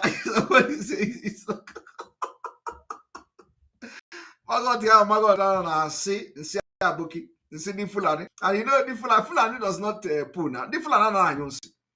You know, onye na-eri na anyu nsi. So nsi ha bụ the urine of efi nama. yana zobo na nunu the, what is it called again? Is it nunu the whatever they call their food? So harichaya On and say Hakina as a maggot. Because maggot were grade. I can grade you now. About just working maggot, you are a maggot. No. Maggot can give a matuna and Cindy Abo. About Cindy Bo, Macandi Bonneries Botany. Elatago, Ndi Boneri, Ndi Boneri Utara, Neri Fufu, Neri Gari, Neri Esbotany Karaka. About one Cindy Bokena, no, na Cindy Ausa. Where did he go? Well, let us continue.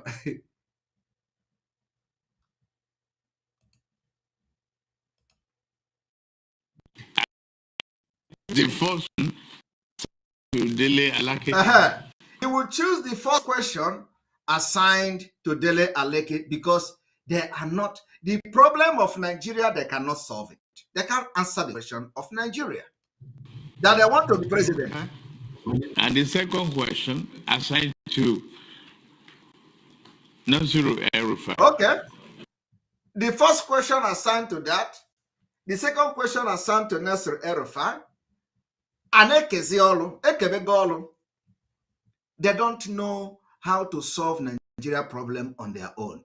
They don't have the answer. All of them. And third question. All right. Assigned to. All right. And then here's Alpha.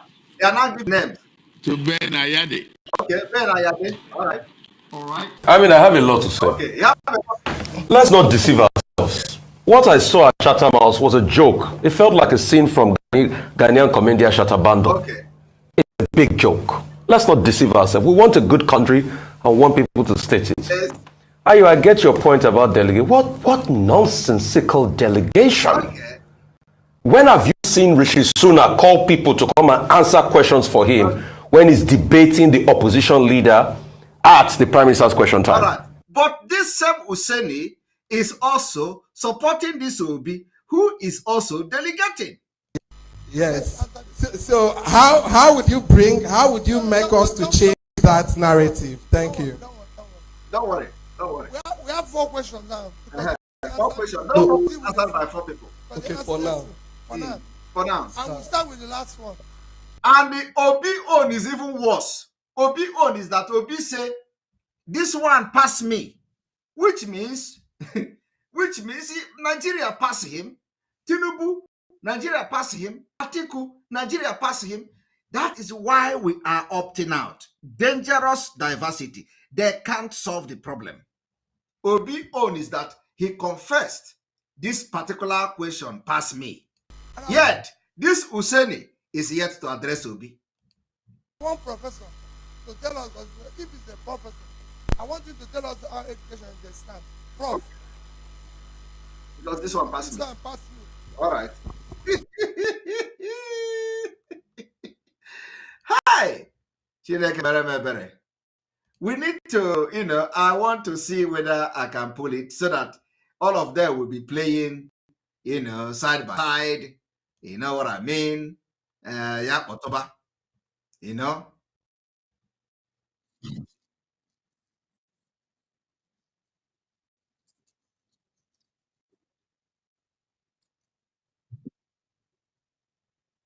That you say you want to demonstrate that you are a team player. Therefore, you are assigning the questions to your brothers, your sisters, your friends.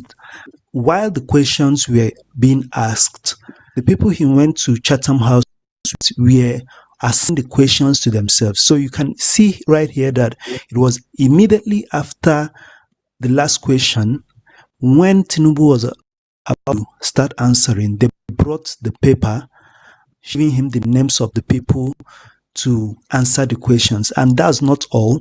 You will still see this repeat. They gave him another paper for the third question for him to assign it to another of his boys. Now, let's now go over to what Hussein Rufai and other presenters at Arise TV said the other day. Do remember to subscribe to the channel and also like this video for it to circulate around YouTube. And please drop a comment about what you think. I really want to know what you think about this. My name is Anato Green, and I just want a Nigeria that we all can be proud of. I will choose the first question assigned to Dele Alake. And the second question assigned to Nasiru El-Rufai.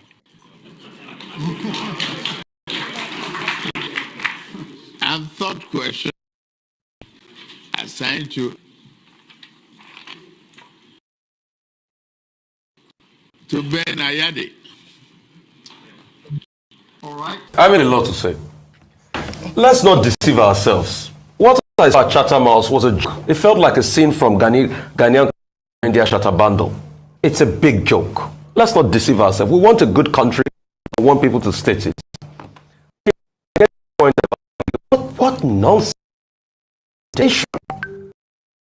You've seen Rishi Sunak call people to come and answer questions for him when he's debating the opposition leader at the Prime Minister's question time.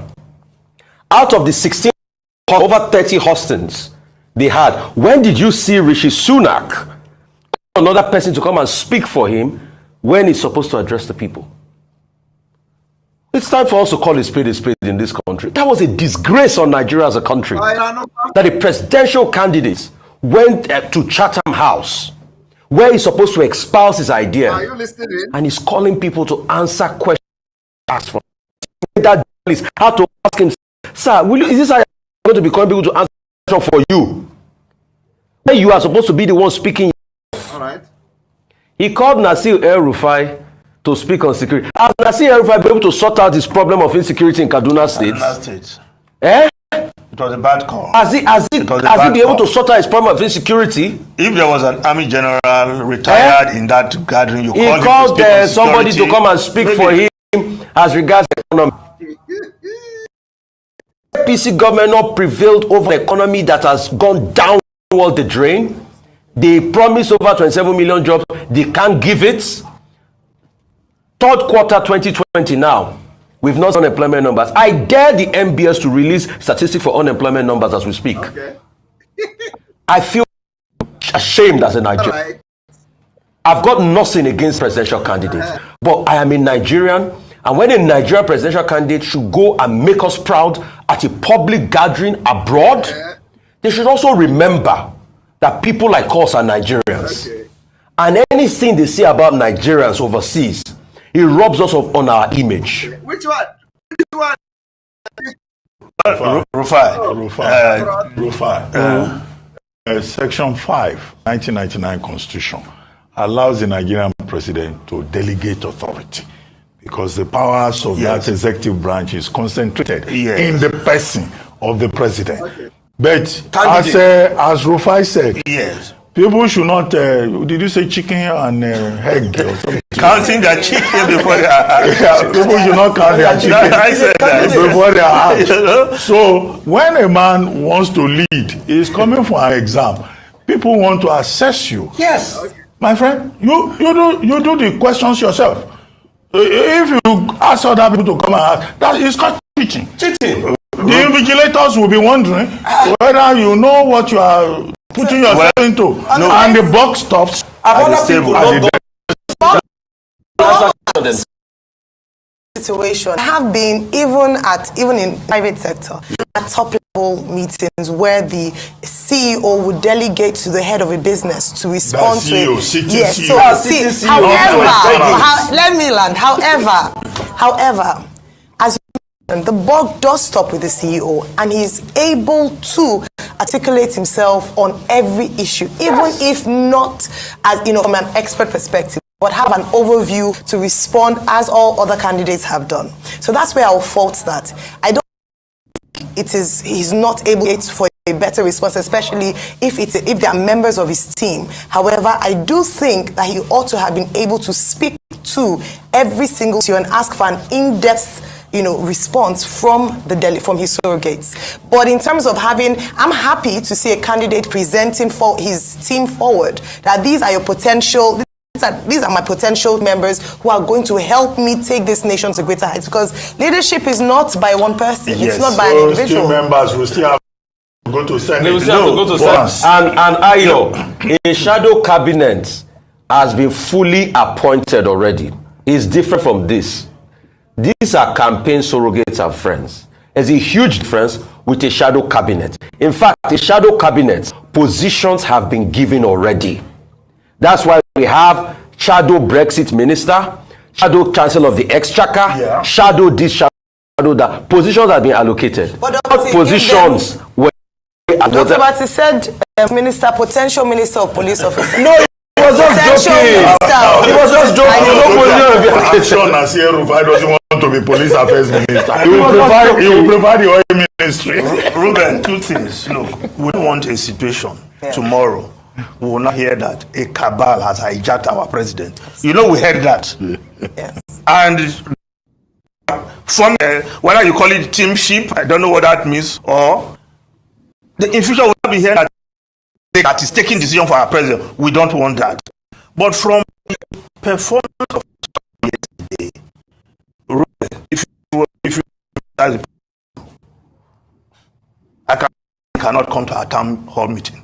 We answer all those questions for him. Will he be picking his team from the crowd to answer those questions? So I can answer straightforward questions. No. Yes, they are not. Were those questions just not straightforward? They were straightforward questions. If you don't know how to tackle our security problems, the president, say it yourself. You don't have it on your fingertips and you want to be commander-in-chief of the Nigerian Armed Forces? Come on. Well, Nigerians are watching. They are seeing the candidates on different platforms. You don't have to come to our rally. Don't campaign. No. What I'm saying is that you don't have to come to our rally if you don't want to come. No. But Nigerians. One of the things Ashwaji Tinubu said is that the people of Nigeria should be allowed to make their choice. And I think that's an important point. He also accused some people of trying to make because he's marketable. Who wants to make money? He didn't mention anybody. He mentioned that the reason why he wouldn't attend town hall meetings, but that's not a valid yes. That's not a valid yes. Just face the questions yourself. Yes. So how would you make us to change that narrative? Thank you. Don't worry. Don't mention. We have 4 questions now because you answered 2. No. So let's deal with the 4. Okay, for now. For now. I will start with the last one. And I want Professor to tell us, the professor, I want you to tell us how education is the stand. Prof, this one pass you. Yes. So how would you make us to change that narrative? Thank you. Don't worry. We have 4 questions now because you answered. No. So let's deal with the 4. Okay, for now. For now. I will start with the last one. One professor to tell us, if it's a professor, I want you to tell us how education is the stand. Prof, this one pass you.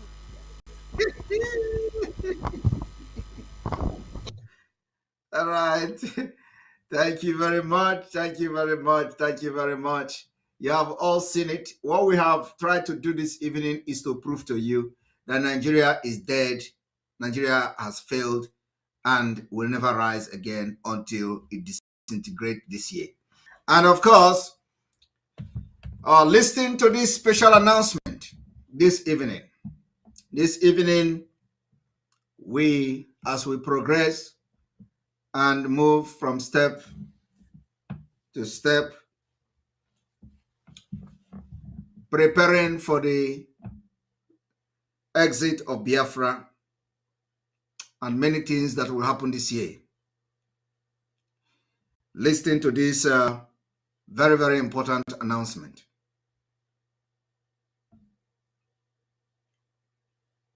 This evening, we are announcing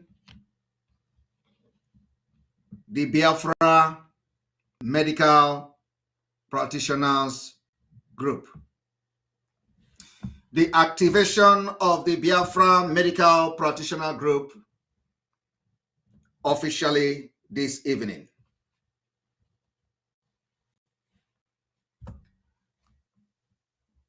The Biafra Medical Practitioner Group will be in charge of every medical issues going forward.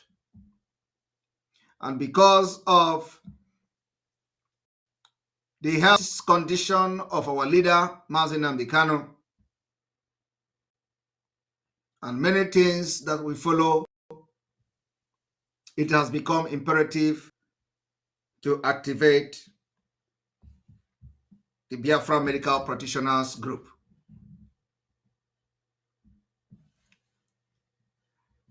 And I am going to announce those who will be heading this particular medical practitioner group.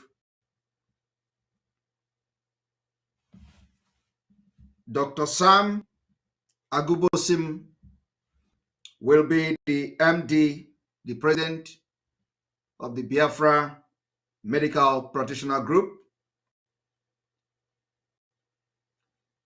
Dr. Narel Ofoma, MD, the vice president. Dr. Benedette Mba, Family Nurse Practitioner Clinic, is going to be the secretary. Dr. Nkechi Orabueze, member, and Victor Ikechukwu, administrative coordinator. The activities of this group is hereby activated from today, and Biafrans are going to see, hear, and watch as we unveil different departments and activate them. We are close and closer to Biafra freedom. They are going to take complete responsibility of many medical things that are going to be happening from now. Also, different department groups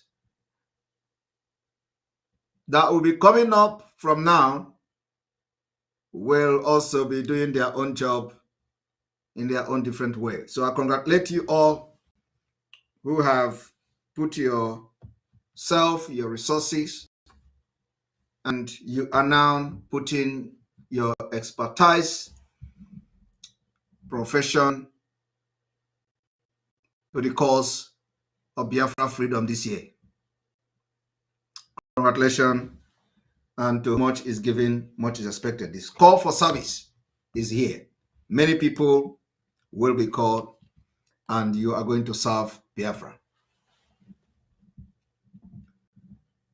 The medical Biafra medical practitioners group knows exactly what to do, how to do it, when to do it, and we look forward to see them discharge this duty to the best that is available, the best way possible, for the best interest of Biafra people and this agitation and the liberation phase of Biafra.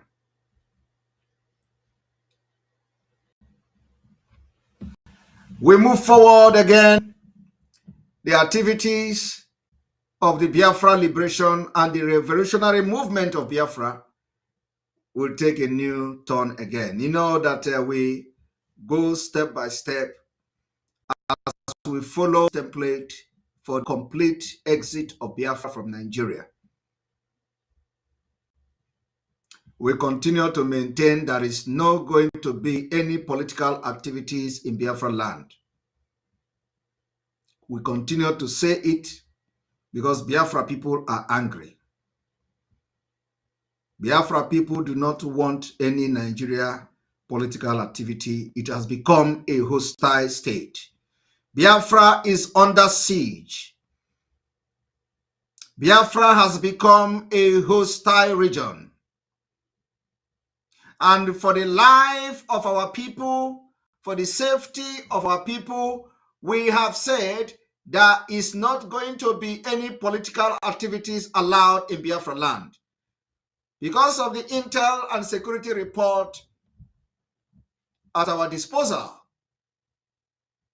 And let me maintain that the Biafra people have decided there will not be any political campaign, political gathering, because of the security situation in Biafra land.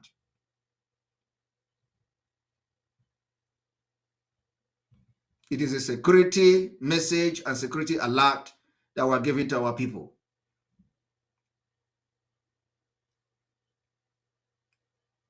Biafra land is under siege. in order not to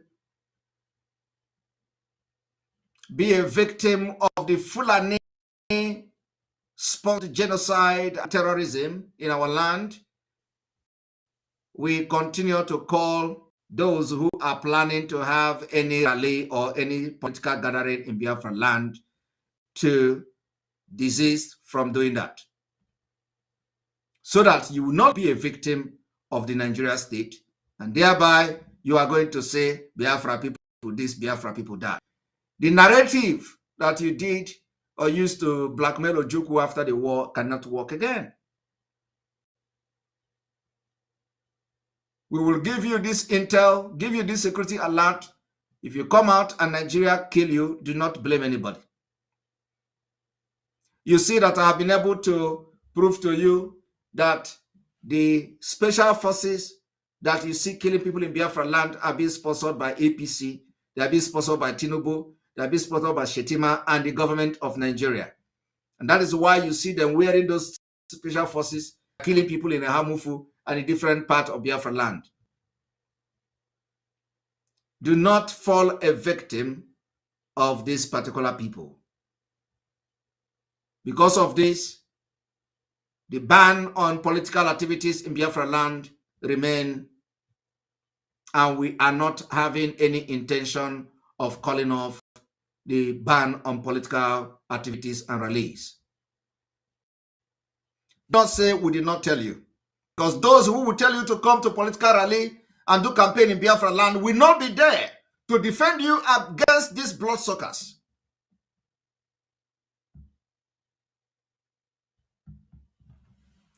From here, may God bless Mazi Nnamdi Kanu. May God bless Sunday Igboho. May God bless Professor Banji. May God bless our Umuada and their husbands. May God bless our media team, the Autopilot IPOB media team worldwide. God bless all of you. God bless all our personnel, the alliances, ESN, commanders, and all that. May God bless all of you. We thank you for the work you have done. Those of you who have supported this movement one way or the other, may God bless you. Those of you who are yet to come in, who will be coming in today or tomorrow, may God also bless you.